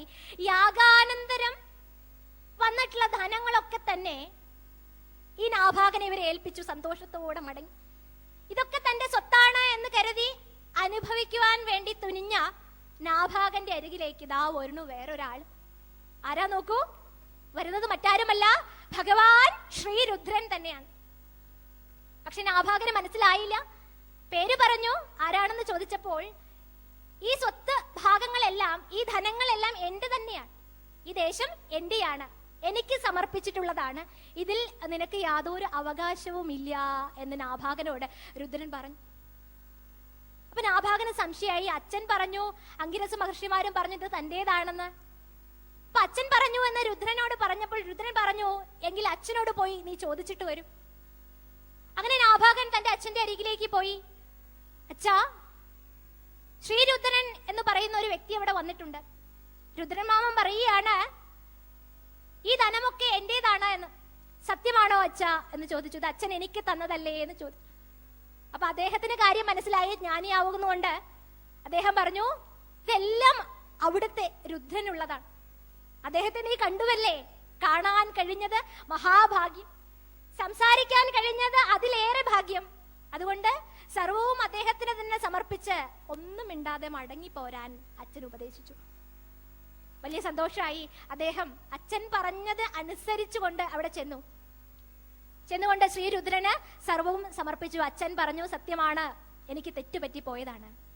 രുദ്രന് വലിയ സന്തോഷമായി. സത്യധർമ്മിഷ്ഠനായ നാഭാഗന് ഇതെല്ലാം കൊടുത്തുകൊണ്ട് പറഞ്ഞു, ഞാൻ എല്ലാവർക്കും കൊടുക്കാറേ ഉള്ളൂ, ഞാൻ എടുക്കാറില്ല. പക്ഷേ കൊടുക്കാൻ മടിക്കുന്നവരിൽ നിന്ന് ഞാൻ എടുക്കാറുണ്ട് എന്ന് പറഞ്ഞുകൊണ്ട് ശ്രീരുദ്രൻ സകലതും നാഭാഗന് കൊടുത്തു. അദ്ദേഹത്തിന്റെ പരമാനുഗ്രഹം കൊണ്ട് നാഭാഗനുണ്ടായ സന്തതിയാണത്രേ അംബരീക്ഷൻ. അപ്പൊ നേരത്തെ പറഞ്ഞ കഥയിൽ പോലെ തന്നെ ധർമ്മിഷ്ഠനായ ഒരു പിതാവിൽ നിന്ന് ജനിക്കുന്നതായിട്ടുള്ള സന്താനവും ധർമ്മിഷ്ഠ തന്നെയായിരിക്കും, ധർമ്മിഷ്ഠൻ തന്നെയായിരിക്കും എന്ന് കാണിക്കുന്നു. മഹാഭാഗവതനായിരുന്നു അംബരീക്ഷൻ. ഈ കഥയിലെ തത്വം ഇതാണ്.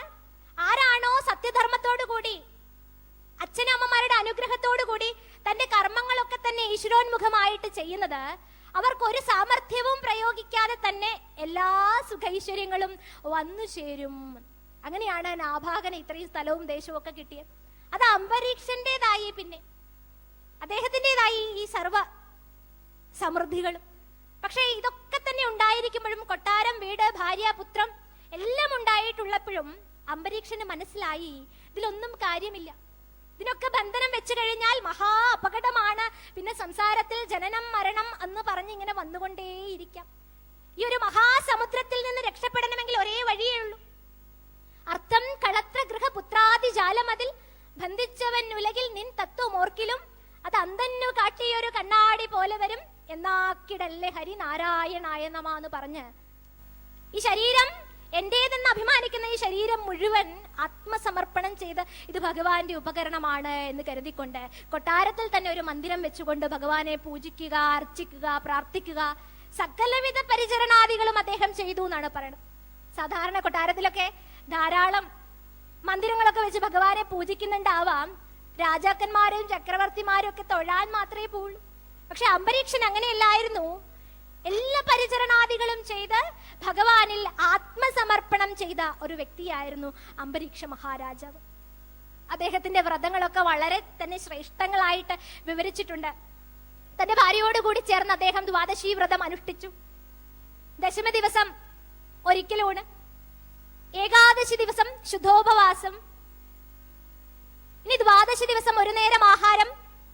അങ്ങനെ ഒരു വർഷക്കാലത്തോളം കാർത്തിക മാസത്തില് ദ്വാദശി പാരണയ്ക്ക് ഒരുങ്ങി നിൽക്കുന്ന സമയത്ത് ഒരു വർഷത്തോളമായിട്ട് വ്രതം അനുഷ്ഠിച്ചുകൊണ്ടിരിക്കുകയാണ്. ഏകാദശി ദിവസം ശുദ്ധോപവാസം എന്ന് പറയുന്നു. ഏകാദശം നേരത്തെ പറഞ്ഞ പോലെ ഇന്ദ്രിയങ്ങൾ, ഏകാദശി ഇന്ദ്രിയങ്ങളെ നിയന്ത്രിക്കലാണ് ഏകാദശി. എന്ന് പറയണത്. ഗൃഹസ്ഥാശ്രമത്തിൽ ഇരിക്കുമ്പോഴും ബന്ധനം വരാൻ സാധ്യതയുള്ളതിനാൽ, ബന്ധങ്ങളൊക്കെ ബന്ധനമായിട്ട് തീരാൻ സാധ്യതയുള്ളതിനാൽ അതിൽ നിന്നൊക്കെ രക്ഷപ്പെടുവാൻ വേണ്ടിയിട്ട് ഇത്തരത്തിലുള്ള വ്രതങ്ങളൊക്കെ അദ്ദേഹത്തെ സഹായിച്ചിരുന്നു എന്നാണ് പറയുന്നത്. അതുകൊണ്ട് തന്നെ കാത്, കണ്ണ്, മൂക്ക്, നാക്ക്, ത്വക്ക് തുടങ്ങിയിട്ടുള്ള പഞ്ചേന്ദ്രിയങ്ങൾ, ആറാമത്തെ ഇന്ദ്രിയമായ മനസ്സ്, വാക്കുകൾ, 2 കൈകൾ, 2 പാദങ്ങൾ, പായു ഉപസ്ഥം 2 വിസർജനേന്ദ്രിയങ്ങൾ, കർമ്മേന്ദ്രിയങ്ങൾ 5, പഞ്ചേന്ദ്രിയങ്ങൾ 5 പ്ലസ് മനസ്സ്, ഇങ്ങനെ 11 ഇന്ദ്രിയങ്ങളെയും നിയന്ത്രിച്ചുകൊണ്ട് എല്ലാം ഭഗവാനിൽ സമർപ്പിച്ചുകൊണ്ട്, ഭഗവതോന്മുഖമായിട്ട് എല്ലാം ഉപയോഗിച്ചുകൊണ്ട് അദ്ദേഹം വ്രതം എടുക്കുക. വർഷക്കാലമായി അതിന് പാരണ വീട്ടാൻ ഒരുങ്ങി നിൽക്കുമ്പോഴാണ് ബ്രാഹ്മണ ഭോജനം എന്നുള്ളൊരു ചടങ്ങൊക്കെ ഉണ്ട്, ഭോജനം കൊടുക്കുക എന്നുള്ളത്.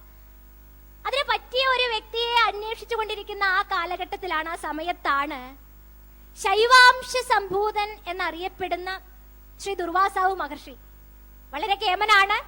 ദുർവാസാവ് എന്ന് കേൾക്കുമ്പോൾ നമ്മളുടെ മനസ്സിലേക്ക് ഓടി വരുന്നത് ക്രോധമൂർത്തിയായിട്ടുള്ള ഒരാളാണ്. പക്ഷെ അദ്ദേഹം തപസ്സിന്റെ ഫലമായിട്ട് ഇങ്ങനെ തപസ്സൊക്കെ കഴിഞ്ഞു അദ്ദേഹം കയറി വന്നത് അംബരീക്ഷ ചക്രവർത്തിയുടെ കൊട്ടാരത്തിലാണ്. അദ്ദേഹത്തിന് അറിയില്ലായിരുന്നു ഇത് പാരണയ്ക്ക് നിൽക്കുന്ന സമയമാണെന്നൊന്നും അദ്ദേഹത്തിന് അറിയില്ല. അദ്ദേഹം കയറി വന്നു. വലിയ സന്തോഷമായി അംബരീക്ഷന്. കാരണം ആരാ വന്നിരിക്കുന്നത്? സാധാരണപ്പെട്ട ഒരാളല്ല, ഭഗവാന്റെ തന്നെ അംശാവതാരമായ പരമശിവൻ തന്നെയാണ് ഈ വന്നിരിക്കുന്നത്. ദുർവാസാവ് മഹർഷി സന്തോഷായി മുനിയോട് പറഞ്ഞു, മഹർഷേ, ഇന്ന് ദ്വാദശി പാരണയ്ക്ക് നിൽക്കുന്ന സമയമാണ്, അങ്ങ് വന്നത് പരമാനുഗ്രഹമായി, ഇന്നിവിടെ ഭോജനം കഴിക്കാലോ എന്ന് പറഞ്ഞു. അപ്പൊ ശരി, മഹർഷിക്ക് സന്തോഷായി.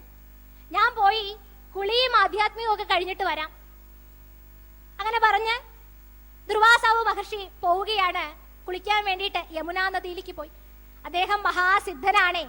നേരത്തെ പറഞ്ഞ പോലെ തന്നെ പ്രാണായാമ പ്രക്രിയകളായിട്ടുള്ള കുംഭകം എന്ന് പറയും, പ്രാണനെ ഉള്ളിലാക്കിക്കൊണ്ട് വെള്ളത്തിനടിയിൽ കുറേ നേരം ഇരുന്നു. സമയം പോയത് അറിഞ്ഞില്ല. പക്ഷെ കൊട്ടാരത്തിലെ സ്ഥിതി ഇതല്ല, അത് മാറി മറിഞ്ഞിരിക്കുന്നു. സമയം തെറ്റണോന്ന് വരണു. പാരണയ്ക്കൊരു മുഹൂർത്തമുണ്ട്, അത് തെറ്റിക്കൂടാ. കാരണം താൻ അനുഷ്ഠിച്ചിട്ടുള്ള ഒരു വർഷക്കാലമായി താൻ അനുഷ്ഠിച്ചിട്ടുള്ള വ്രതം നിഷ്ഫലമായി കൂടാ. എന്നാൽ ദുർവാസാവ് മുനിയെ ദേഷ്യപ്പെടുത്തിയാൽ എന്താ സംഭവിക്കുക? കുലം തന്നെ അദ്ദേഹം ചുട്ട് ഭസ്മമാക്കുകയും ചെയ്യും.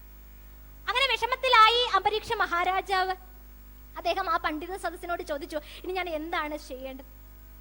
അപ്പൊ പണ്ഡിതന്മാരൊക്കെ പറഞ്ഞു, അല്പം വെള്ളം കുടിക്കാം, തുളസി തീർത്ഥം കുടിക്കാം. കുടിച്ച പോലെയായി, എന്നാലൊട്ട് കഴിച്ചിട്ടുമില്ല. അശിതം ച ന അശിതം ച എന്നാണ് പറഞ്ഞു കൊടുക്കുന്നത്. അപ്പൊ അതും ശരി എന്ന് കരുതി ഭഗവാൻ വാസുദേവനെ മുൻനിർത്തിക്കൊണ്ട്, അവിടെ ഭഗവാനെ മുൻനിർത്തിക്കൊണ്ടാണ് അദ്ദേഹം പറയുകയാണ്, ഞാൻ ഭഗവാന്റെ ദാസനാണ് എന്ന് പറഞ്ഞിട്ടാണ് എല്ലാ കാര്യങ്ങളും ചെയ്യുന്നത്. അപ്പൊ ആ ഒരു ഭാവമാണ് അംബരീക്ഷനുള്ളത്. അങ്ങനെ ഭഗവാനെ മുൻനിർത്തിക്കൊണ്ട് ഇവിടെ പാരണ വീട്ടാൻ ഒരുങ്ങുകയാണ്. പാരണയ്ക്ക് നിമിഷ നേരം മാത്രം ബാക്കി നിർത്തിക്കൊണ്ട് അതാ വരുന്നു ദുർവാസാവ് മഹർഷി. അദ്ദേഹം തന്റെ ജ്ഞാനദൃഷ്ടി കൊണ്ട് സകലതും മനസ്സിലാക്കിയിരിക്കുന്നു. കോപിച്ചിട്ടാ വരുന്നത്. ജഡ ഇങ്ങനെ വിറക്കിയാണ്, ശരീരം വിറക്കിയാണ്, കണ്ണൊക്കെ ചുമന്നിട്ട് ഇങ്ങനെ തള്ളി. അവിടെ ഒരു ശ്ലോകം പറയണ്ട, വേദവ്യാസ മഹർഷി തന്നെ പറയണ്ട, മഞ്ഞുനാ പ്രചലദ്ഗാത്ര ഭൃഗുടി കുടിലാനന ബുഭുക്ഷിതസ്യ സുതരാ കൃതാഞ്ജലിമുപാർഷത എന്നാണ് പറയണത്. അല്ലെങ്കിലേ ശാന്ത സ്വഭാവക്കാരൻ. പിന്നെ വിശപ്പും കൂടിയുണ്ട്, ബുഭുക്ഷിതശ്ച, വിശപ്പും കൂടി ഉണ്ടെങ്കിൽ പിന്നെ പറഞ്ഞിട്ട് കാര്യമില്ല. അത്രയും ദേഷ്യത്തിലാണ് വരണത്. ഇതൊക്കെ കൂടി കണ്ടപ്പോ ക്രോധം ഇരട്ടിക്കുകയാണ് ചെയ്തത്. എന്നിട്ട് അംബരീക്ഷനെ നോക്കി ദുർവാസാവ് മഹർഷി പറയാണ്, അഹോ അസ്യ നൃശംസസ്യ ശ്രീയോന്മക്തസ്യ പശ്യത ധർമ്മ വ്യതിക്രമം വിഷ്ണോരഭക്ത ശേഷമാനിന എന്നാണ് പറയണത്. നീ ഭക്തനായിട്ട് നടിക്കുകയാണ്, വാസ്തവത്തിൽ നിനക്ക് ഭക്തിയൊന്നുമില്ല. നീ വിഷ്ണു ഭക്തനാണെന്നാ നിന്റെ വിചാരം. എല്ലാം ഭഗവാനിൽ സമർപ്പിച്ചു എന്നാണല്ലോ പറയുന്നത്. ഇതാണോ നിന്റെ സമർപ്പണം? ഞാൻ ഇപ്പൊ കാണിച്ചു തരാം. അതിഥിയായി എന്നെ സ്വീകരിച്ചിട്ട് നീ ഭരണം ഇടിയല്ലോ, ഭക്ഷണം കഴിച്ചല്ലോ എന്ന് പറഞ്ഞുകൊണ്ട് ദേഷ്യഭാവത്തിൽ തന്നെ, ക്രോധഭാവത്തിൽ തന്നെ തന്റെ ജടയിൽ നിന്ന് ഒരു മുടി ഇങ്ങനെ പിഴുതെടുത്ത് നിലത്തൊരട്ടടി.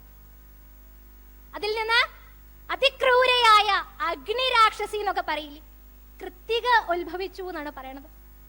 നോക്കൂ, മഹാസിദ്ധനാണ് ദുർവാസാവ്. അത് കാണിക്കുക. സിദ്ധികൾ അനേകമുണ്ട്. തന്റെ ശരീരത്തിൽ നിന്നും ഒരു കൃത്തികയെ ഉൽപ്പാദിപ്പിക്കുവാൻ മാത്രം സിദ്ധനാണ് ദുർവാസാവ് മഹർഷി. അതാണ് സിദ്ധികളുടെ പരമിത എന്ന് പറയുന്നത്. പക്ഷെ പാവം അംബരീക്ഷനാകട്ടെ, അദ്ദേഹത്തിന് സിദ്ധികളൊന്നുമില്ല, അദ്ദേഹത്തിന് ഭക്തി മാത്രമേ ഉള്ളൂ. നിറഞ്ഞ ഭാവം, ശാന്തഭാവം, ശരണാഗത ഭാവം മാത്രമേ ഉള്ളൂ അദ്ദേഹത്തിന്. അതുകൊണ്ട് തന്നെ എന്താണ്, അംബരീക്ഷന് ചുറ്റും ഭഗവത് ശക്തികൾ ഇങ്ങനെ നിറഞ്ഞു നിന്നിട്ടുണ്ടായിരുന്നു. അദ്ദേഹത്തെ ആർക്കും ഒന്നും ചെയ്യാൻ സാധ്യമല്ല എന്ന് കരുതിക്കൊണ്ട് തന്നെ അവിടെ കൃത്തിക, ദുർവാസാവാൽ സൃഷ്ടിക്കപ്പെട്ട കൃത്തിക, താമാപതന്തീം ജ്വലതീം അസിഹസ്താം പദാംബുവാം, വാളൊക്കെ പിടിച്ചിട്ടാ വരണത്. ആരുടെ നേരെയാ വരണത്? ദുർവാസാവ് മഹർഷി വിട്ട കൃത്തിക അംബരീക്ഷന്റെ നേരെയാണ് വരുന്നത്. അംബരീക്ഷൻ അവിടെ നിൽക്കുന്നുണ്ട്, ദുർവാസാവ് മഹർഷി ഇവിടെ നിൽക്കുന്നുണ്ട് എന്നുണ്ടെങ്കിൽ കൃത്തിക വാളുമൊക്കെ ആയിട്ട് ദുർവാസാവ് മഹർഷി പറഞ്ഞതിൻ പ്രകാരം അംബരീക്ഷനെ ഭേദ്യം ചെയ്യുവാൻ വേണ്ടി ഇങ്ങനെ നടന്നെടുക്കുകയാണ്. സഭാവാസികളൊക്കെ തന്നെ ഭയന്നിട്ടുണ്ടാകും, എന്താ ഇവിടെ സംഭവിച്ചത്? പക്ഷേ കൃത്തിക എന്നുള്ള അഗ്നി രാക്ഷസി തന്റെ മുന്നിലേക്ക് വന്നുകൊണ്ടിരിക്കുന്നു. വേപയന്തിയും സമുദ്ദീക്ഷ്യ നൃപ എന്നാണ് പറയുന്നത്. അതായത് നമ്മൾ വിചാരിക്കും പ്രാർത്ഥിക്കുകയോ മറ്റോ ചെയ്തോ എന്നാണ് അംബരീക്ഷൻ. ഭഗവാനെ കൃഷ്ണ, ഞാൻ അങ്ങയുടെ ദാസനല്ലേ, എന്നെ രക്ഷിക്കൂ എന്ന് പറഞ്ഞിട്ട് ഒരു പ്രാർത്ഥന നടത്തിക്കൂടെ? അല്ലെങ്കിൽ അയ്യോ കൃത്തിക ഇതാ വരുന്നു എന്ന് പറഞ്ഞ് ഓടാമായിരുന്നു അംബരീക്ഷന്. ഒരു പ്രാർത്ഥന പോയിട്ട് നിന്ന സ്ഥലത്ത് നിന്ന് ഒരടി പുറകോട്ട് മാറിയില്ല എന്ന് പറയണു. ഒരടി പുറകോട്ട് മാറിയില്ല. എന്തുകൊണ്ട്? ഇതാണ് ഒരു ഭക്തന്റെ മഹിമ എന്ന് പറയുന്നത്. ഭഗവാനിൽ ആത്മസമർപ്പണം ചെയ്ത് പൂർണ്ണമായും ഭഗവാനിൽ സമർപ്പിച്ച ഒരു വ്യക്തിക്ക് ആരെ ഭയക്കണം? ഇനി കൃത്തിക തന്നെ വന്ന് എന്നെ വധിക്കുകയാണ്, എന്നെ ഭേദ്യം ചെയ്യുകയാണ് എന്നുണ്ടെങ്കിൽ ആയിക്കൊള്ളട്ടെ, അത് ഭഗവാന്റെ ഇച്ഛയല്ലേ, അത് ഈശ്വരീയമായ ഇച്ഛയാണ്, അത് നടന്നുകൊള്ളട്ടെ. ഇത് എന്റെ ശരീരമല്ല, ഇത് ഒരു ഉപകരണം മാത്രമാണ്, ഇതിൽ ഇരിക്കുന്നത് ഭഗവാനാണ് എന്നുള്ള നല്ല ബോധ്യം അംബരീക്ഷനുണ്ടായിരുന്നു. അതുകൊണ്ട് തന്നെയാണ് നിന്ന സ്ഥലത്ത് നിന്ന് ഒരടി മാറിയില്ല. ഇനി ആ കൃത്തികയാൽ രക്ഷിക്കപ്പെടണം എന്നുണ്ടെങ്കിൽ അതും വാസുദേവന്റെ തന്നെ ഇച്ഛയല്ലേ, അത് ഭഗവാനല്ലേ നടത്തുന്നത്. അപ്പൊ എന്ത് സംഭവിച്ചാലും, ഞാൻ ഭേദ്യം ചെയ്യപ്പെട്ടാലും, ഞാൻ വധിക്കപ്പെട്ടാലും, ഞാൻ ഇനി ജീവിക്കപ്പെട്ടാലും എല്ലാം ഭഗവാന്റെ ഇച്ഛയാണ് നടക്കുന്നത് എന്ന് മാത്രം അതിൽ വിശ്വസിച്ചുകൊണ്ട് അങ്ങനെ തന്നെ നിൽക്കുകയാണ് ഈ അംബരീക്ഷ മഹാരാജാവ്. പക്ഷേ ഭഗവാനാൽ ആദിഷ്ടമായ സുദർശനം, സമ്യക് ദർശനം എന്നൊക്കെ നാമകരണം ചെയ്യപ്പെട്ട ആ ചക്രം, ഭഗവാന്റെ തന്നെ സ്വരൂപമായിരിക്കുന്ന, കാലസ്വരൂപമായിരിക്കുന്ന സുദർശനം അംബരീക്ഷനിൽ നിന്ന് ഉത്ഭവിക്കുകയും ആ നടന്നു വരുന്ന കൃത്തികയെ നിമിഷ നേരം കൊണ്ട് ഭസ്മമാക്കി. ഇതൊക്കെ നമ്മളുടെ കണ്ണിൽ ഇങ്ങനെ കണ്ടുകൊണ്ടിരിക്കുകയാണ്. അപ്പോഴാണ് വിചാരിക്കുക, സുദർശന ചക്രം വന്ന സ്ഥലത്ത് നിന്ന് തിരിച്ച് പോയി. എവിടെ നിന്നാണോ ചക്രം ഉത്ഭവിച്ചത് ആ ദിക്കിലേക്ക് ചക്രം തിരിച്ചു പോയി എന്ന് നമ്മൾ കരുതും. കാരണം വന്ന ഒരു കർത്തവ്യം നിർവഹിച്ചു, കൃത്തികയെ ഭസ്മമാക്കി തന്റെ ഭക്തനെ രക്ഷിച്ചു എന്ന് വിചാരിച്ചു. പക്ഷെ ആ ചക്രം മടങ്ങിപ്പോയില്ല. ചക്രം നേരെ തിരിഞ്ഞു. ആരുടെ നേർക്ക്? ദുർവാസാവിന്റെ നേർക്ക്. ദുർവാസാവ് മഹർഷി ആദ്യം ഭയന്നു, ഇതെന്താ? ദുർവാസാവിന്റെ നേർക്ക് ചക്രം ഇങ്ങനെ അടുത്തു വരുന്നു. ദുർവാസാവ് മഹർഷി ഭയന്ന് ഓടുകയാണ് ചെയ്യണത്. നോക്കൂ, ഇവിടെയാണ് നമ്മൾ ശ്രദ്ധിക്കേണ്ടത്. അംബരീക്ഷൻ കൃത്തിക വരുന്നു എന്ന് പറഞ്ഞ് താൻ നിന്ന സ്ഥലത്ത് നിന്ന് ഒരടി പുറകോട്ട് മാറിയില്ല. പക്ഷേ സിദ്ധികളുള്ള, അനേകം സിദ്ധികളുള്ള ഒരു മഹാത്മാവാണ് ദുർവാസാവ്. ശൈവാംശ സംഭൂതൻ എന്ന് വിശേഷിപ്പിക്കപ്പെടുന്ന ഒരാളാണ് ദുർവാസാവ് മഹർഷി. സുദർശനത്തെ കണ്ട് അദ്ദേഹം ദേഹാഭിമാനം കൊണ്ട് ഓടുകയാണ്. അങ്ങനെ ഓടി ഓടി എവിടേക്കാ ഈ ഓട്ടം അദ്ദേഹത്തിന് തന്നെ അറിയില്ല. അയ്യോ രക്ഷിക്കണേ എന്ന് പറഞ്ഞുകൊണ്ട് അദ്ദേഹം ഓടുകയാണ്. അങ്ങനെ ഓടി പോയപ്പോൾ ആദ്യം കണ്ടു സത്യലോകം. അവിടെ ആരായിരിക്കുന്നത്? ബ്രഹ്മദേവൻ ഇരിക്കുക. ബ്രഹ്മലോകത്തേക്ക് പോയി അല്ലയോ ബ്രഹ്മദേവ എന്ന് പറഞ്ഞിട്ടാ പോണത്. ബ്രഹ്മാവ് തന്റെ ഇരിപ്പിടത്തിൽ നിന്ന് ചാടി എണീറ്റു. കാരണം ദുർവാസാവ് മഹർഷി നടന്നു വരണു എന്ന് പറഞ്ഞാൽ തന്നെ പേടിക്കണം. ഇത് ഓടിയിട്ടാണ് വരുന്നത്. അപ്പൊ ഒന്നുകൂടി ഭയന്നു. അദ്ദേഹം പറഞ്ഞു, എന്താ പറ്റിയത്?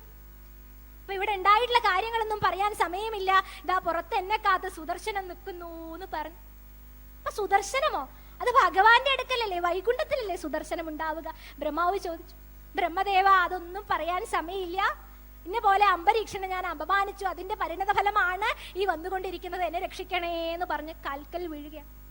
പാവം ബ്രഹ്മാവ് പറയാണ്, എന്റെ ആയുസ് എന്ന് പറഞ്ഞത് 2 പരാർത്ഥങ്ങളാണ്. ശ്രീഹരിയുടെ ആജ്ഞാനുവർത്തികളാണ് ഞങ്ങളൊക്കെ തന്നെയും, ഞാനും പരമശിവനും ദക്ഷനും ഭൃഗു തുടങ്ങിയിട്ടുള്ള സകല പ്രജാപതികളും. അദ്ദേഹം പറഞ്ഞതനുസരിച്ച് സൃഷ്ടിയാദികൾ ചെയ്ത് സംഹാരാദികൾ ചെയ്ത് പ്രജകളെയൊക്കെ പരിപാലിച്ചിരിക്കുന്നവരാണ് ഞാൻ. അപ്പൊ അദ്ദേഹം പറഞ്ഞത് അദ്ദേഹത്തിന്റെ ഭക്തന്മാർക്ക് വിഷമമുണ്ടാക്കുന്ന രീതിയിൽ ആരാണോ പ്രവർത്തിച്ചത് അവരെ രക്ഷിക്കാൻ ഞങ്ങൾ അശക്തരാണ് എന്നാണ് പറയുന്നത്. ബ്രഹ്മാവ് ഇവിടെ ഏതാണ്ട് കൈയൊഴിഞ്ഞ മട്ടം, ഏതാണ്ടല്ല മുഴുവനായും പറഞ്ഞു, ഇനി നീ ഭഗവാൻ ശ്രീഹരിയെ തന്നെ ശരണം പ്രാപിക്കുന്നതാണ് ഉചിതം. ഇനി ഇവിടെ നിന്നിട്ട് ഒരു കാര്യവുമില്ല, ഞങ്ങൾക്ക് ഒന്നും ചെയ്യാനില്ല എന്ന് പറഞ്ഞു. ഇത് കേട്ട് ഇനിയിപ്പോ ഇവിടെ നിന്നിട്ട് കാര്യമില്ലേ, ചിലപ്പോ സുദർശന ചക്രം ഉള്ളിലേക്ക് എങ്ങാനും കയറി വരുമോ എന്നുള്ള ഭയവും കൂടി ഉണ്ട് ദുർവാസാവ് മഹർഷി. അത്രയുണ്ട്. നമുക്കറിയാം, അംബരീക്ഷ മഹാരാജാവ് ചെയ്യുന്ന സമർപ്പണ ഭാവത്തെ ഇവിടെ വീണ്ടും വീണ്ടും ഉയർത്തിക്കാട്ടുന്ന സാഹചര്യങ്ങൾ വരികയാണ്. അങ്ങനെ പേടിച്ചുകൊണ്ട് വീണ്ടും ഓടുകയാണ് വൈകുണ്ഠത്തിലേക്ക്. ഓടുന്ന വഴിയാണ് കൈലാസം. കൈലാസത്തിൽ കണ്ടപ്പോ പിതാവാണ്, അദ്ദേഹത്തെ കണ്ട് എന്തെങ്കിലും വഴിയുണ്ടോ എന്ന് ആലോചിക്കാന്ന് പറഞ്ഞ് കൈലാസത്തിൽ കയറി. ഹരഹര മഹാദേവ എന്ന് പറഞ്ഞുകൊണ്ട് ഭഗവാൻ ശങ്കരന്റെ കാൽക്കൽ വീണു, എന്നെ രക്ഷിക്കൂ. അപ്പൊ മഹാദേവനും ചോദിച്ചു, എന്താ അപ്പൊ അത് ഇങ്ങനെയൊക്കെ വരാൻ? അപ്പൊ ഉണ്ടായ കഥകളൊക്കെ പറഞ്ഞു. ഡീറ്റെയിൽ ആയിട്ടൊന്നും പറയാൻ സമയമില്ല. പുറത്ത് എന്നെ കാത്തു നിൽക്കുന്നു സുദർശന ചക്രം, ഏത് നിമിഷവും ഞാൻ വധിക്കപ്പെടാം, എന്നെ രക്ഷിക്കൂ പിതാവേ എന്ന് പറഞ്ഞ് കരയുക. അതുകൊണ്ട് ശിവഭഗവാൻ അവിടെ പറയുന്ന ഒരു കാര്യമുണ്ട്, വയം ന താത പ്രഭവാമ ഭൂമ്നി, വയം ന പ്രഭവാമ, ഞങ്ങൾ പ്രഭവിക്കുവാൻ ശക്തരല്ല, അശക്തരാണ്. ബ്രഹ്മാവ് പറഞ്ഞ അതേപോലെ തന്നെയാണ് ഭഗവാൻ പരമശിവനും പറയണത്. ഇനി എന്നെ കൊണ്ട് ഒരു രക്ഷയുമില്ല. ഭഗവാൻ ശ്രീഹരി അല്ലാതെ ഈ സുദർശനം ആരുടേതാണ്? ഭഗവാന്റേതാണ്. അത് ഭഗവാൻ ഭക്തന്മാരെ സംരക്ഷിക്കുവാൻ തക്ക വിധത്തിലുള്ള രക്ഷാ കവചമാണ്. ഭഗവാന്റെ ഭക്തരോട് തെറ്റ് ചെയ്തിട്ടുള്ള ഒരാളെ രക്ഷിക്കാൻ ഞങ്ങൾക്ക് എങ്ങനെയാണ് അർഹതയുണ്ടാകുന്നത്? അതുകൊണ്ട് ഇനി ഇവിടെ നിന്നിട്ട് കാര്യമില്ല, ഒരു ഉപായം പറഞ്ഞു തരാം. വൈകുണ്ഠത്തിൽ പോയി ആ ഭഗവാനെ തന്നെ സാഷ്ടാംഗം നമസ്കരിക്കുക, അല്ലാതെ വേറെ വഴിയൊന്നും ഇവിടെ കാണാനില്ല എന്ന് പറഞ്ഞു. പാവം ദുർവാസാവ് മഹർഷിക്ക് തന്റെ അഹങ്കാരത്തിന് കിട്ടുന്ന അടികളായിട്ട് നമ്മൾ ഇതൊക്കെ കണക്കാക്കണം. അങ്ങനെ അഹങ്കാരം അല്പം കുറഞ്ഞു എന്ന് വരാം, പക്ഷെ ഓട്ടത്തിന് കുറവ് വരുത്താൻ പാടില്ല. സുദർശനം പുറകെ വരുന്നുണ്ട്. അങ്ങനെ ഓടി ഓടി ഓടി വൈകുണ്ഠത്തിലെത്തി. ഭഗവാൻ സ്വതസിദ്ധമായ ചിരിയോടുകൂടി ഇങ്ങനെ കിടക്കുകയാണ്, അനന്തശായി ആയിട്ട്. ഭഗവാൻ എല്ലാം ലൈവായിട്ട് കണ്ടുകൊണ്ടിരിക്കുകയാണ്. ദുർവാസാവ് മഹർഷി പറയണ, ഭഗവാനെ രക്ഷിക്കണേ എന്ന് പറഞ്ഞ് കരയാണ്. അപ്പൊ ആ ദുർവാസാവ് മഹർഷിയോ വരൂ ഇരിക്കൂ എന്നൊക്കെ പറഞ്ഞ് സ്ഥലമൊക്കെ കാണിച്ചു ഇരിക്കാൻ. ഭഗവാൻ എല്ലാം അറിഞ്ഞുകൊണ്ടാണ് വിശേഷങ്ങളൊക്കെ ചോദിക്കുകയാണ്. ഭഗവാൻ എല്ലാം അറിയാം. ഭഗവാനെ എല്ലാം അറിയുന്ന അങ്ങ് എന്നെ പരീക്ഷിക്കരുതേ എന്ന് പറഞ്ഞ് സാഷ്ടാംഗം നമസ്കരിക്കുകയാണ്. എന്റെ പുറകെ അതാ സുദർശനം എന്നെ വേദ്യം ചെയ്യുവാനായിട്ട് വന്നുകൊണ്ടിരിക്കുന്നു, എന്നെ രക്ഷിക്കണേ എന്ന് പറഞ്ഞു. സുദർശനമോ? ഭഗവാൻ ചോദിക്കുകയാണ്. അത് അംബരീക്ഷന്റെ കൊട്ടാരത്തിലാണല്ലോ സുദർശന ചക്രം, അതെങ്ങനെ ഇങ്ങനെ വരിക? ഇതൊക്കെ ഭഗവാൻ അറിയാം. എങ്കിലും ദുർവാസാവിനെ പരീക്ഷിച്ച് അവിടെ സമയമൊക്കെ ഇങ്ങനെ ലാഗ് ചെയ്യിപ്പിക്കുകയാണ് ഭഗവാൻ. ദുർവാസാവ് മഹർഷി ഭയന്ന് വിറയ്ക്കുകയാണ്. ഒടുവിൽ നിവർത്തിയില്ല. അദ്ദേഹം കരഞ്ഞുകൊണ്ട് ഭഗവാന്റെ കാൽക്കൽ വീണിട്ട് പറഞ്ഞു, സന്ദഹ്യമാനോ അജിത ശസ്ത്രവന്നിന തത്പാദമൂലേ പതിതസവേ ബധൂവാഹ അച്യുതാം അനന്ത സദീപ്സിത പ്രഭോം കൃതാഗസമ്മാവഹി വിശ്വഭാവനാ. ഭഗവാനോട് പറയണു, അച്യുത അനന്ത ഭക്തവത്സല, നീ എന്നെ കൈവിടരുത്. എല്ലാം അറിഞ്ഞിട്ടുണ്ടെന്ന് ദുർവാസാവ് മഹർഷിക്കും അറിയാം. എന്നെ രക്ഷിക്കണേ ഭഗവാനേ എന്ന് പറഞ്ഞ് കാല് പിടിച്ചു. അപ്പൊ ഭഗവാൻ ഉണ്ടായ കഥകളൊക്കെ മനസ്സിലാക്കി പറഞ്ഞു, ഇതൊക്കെ ശരി തന്നെ ആയിരിക്കാം, ഞാൻ അഭയം തരണം എന്നൊക്കെ വിചാരിച്ചു വെച്ചിട്ടുണ്ട്. പക്ഷേ അഹം ഭക്തപരാധീനോ ഹി അസ്വതന്ത്ര ഇവ ദ്വിജാഹ. എന്താ ഭഗവാൻ പറയണത്? അഹം ഭക്തപരാധീനോ, ഞാൻ ഭക്തന് പരാധീനനാണ്, ഞാൻ അടിമയാണ്. സാധാരണ നമ്മളൊക്കെ ധരിച്ചു വെച്ചിരിക്കുന്നത് എന്താണ്? ഭഗവാൻ മാത്രമാണ് സ്വതന്ത്രനായിട്ടുള്ളത് എന്നാ നമ്മൾ ധരിച്ചിട്ടുള്ളത്. നമ്മളൊക്കെ സ്വാതന്ത്ര്യമില്ലാത്തവര്, നമ്മളൊക്കെ അടിമകള്. ഭഗവാൻ മാത്രമാണ് സ്വതന്ത്രൻ എന്ന് നമ്മൾ പഠിച്ചു. പക്ഷെ ആ ഭഗവാൻ പറയണു, ഞാൻ സ്വതന്ത്രനൊന്നുമല്ല, ഞാൻ പരാധീനനാണ്, ഞാൻ അടിമയാണ്. പക്ഷെ അവിടെ അടിവരയിട്ടിട്ടുണ്ട് ആർക്ക്? അഹം ഭക്തപരാധീനോ, ഞാൻ ഭക്തന് അടിമപ്പെട്ടവനാണ്. അതുകൊണ്ട് എന്ത് പറ്റില്ല? ഭക്തനെ അവഹേളിച്ച, വിഷമിപ്പിച്ച ഒരാൾക്ക് അഭയം കൊടുക്കുക എന്നുള്ളത് എന്റെ പ്രവൃത്തിയല്ല, എനിക്കതിന് സാധിക്കില്ല. എപ്രകാരമാണോ പതിവ്രതയായ ഒരു സ്ത്രീ സ്വന്തം ഭർത്താവിനെ വശത്താക്കുന്നത്, അതുപോലെ ഭക്തന്മാരെ എന്നെ ഹൃദയത്തിൽ എന്നെ വശത്താക്കിയിരിക്കുകയാണ്. അതുകൊണ്ട് ഞാൻ സ്വതന്ത്രനല്ല. നീ ഒരു കാര്യം ചെയ്യൂ ദുർവാസ മഹർഷേ, ആരെയാണോ നീ ഉപദ്രവിക്കുവാനായിട്ട് നിന്റെ സിദ്ധി ഉപയോഗിച്ചത്, അപ്പൊ തപസ്സും സിദ്ധിയും ഒക്കെ നല്ലത് തന്നെയാണ്, പക്ഷേ അതിവിടെ അന്യായമായിട്ട് ഉപയോഗിച്ചു പോയി. ഭഗവാന്റെ ഭക്തന്മാരെ ഉപദ്രവിക്കുവാനുള്ള ഒരു ഉപായമായിട്ട് അതിനെ നീ കണ്ടുവല്ലോ, അദ്ദേഹത്തെ തന്നെ നീ ശരണം പ്രാപിക്കുന്നതാണ് നിനക്ക് ഉത്തമം എന്നാണ് പറയുന്നത്. ഭഗവാൻ കുറെ കാര്യങ്ങൾ ഇവിടെ പറയണ്ട. സാധവോ ഹൃദയം മഹ്യം സാധൂനാം ഹൃദയം ത്വഹം, ഞാൻ സാധുക്കളുടെ ഹൃദയവും സാധുക്കൾ എന്റെ ഹൃദയവുമാകുന്നു എന്നാണ് പറയുന്നത്. ആ സാധുവായിരിക്കുന്ന, ആ ഭക്തനായിരിക്കുന്ന അംബരീക്ഷനെ നീ ഉപദ്രവിക്കാൻ ശ്രമിച്ചതിൽ നിന്നെ ഇപ്പോൾ ഞാൻ രക്ഷിച്ചാൽ പിന്നെ ആരാ എന്നെ ഭജിക്കുക?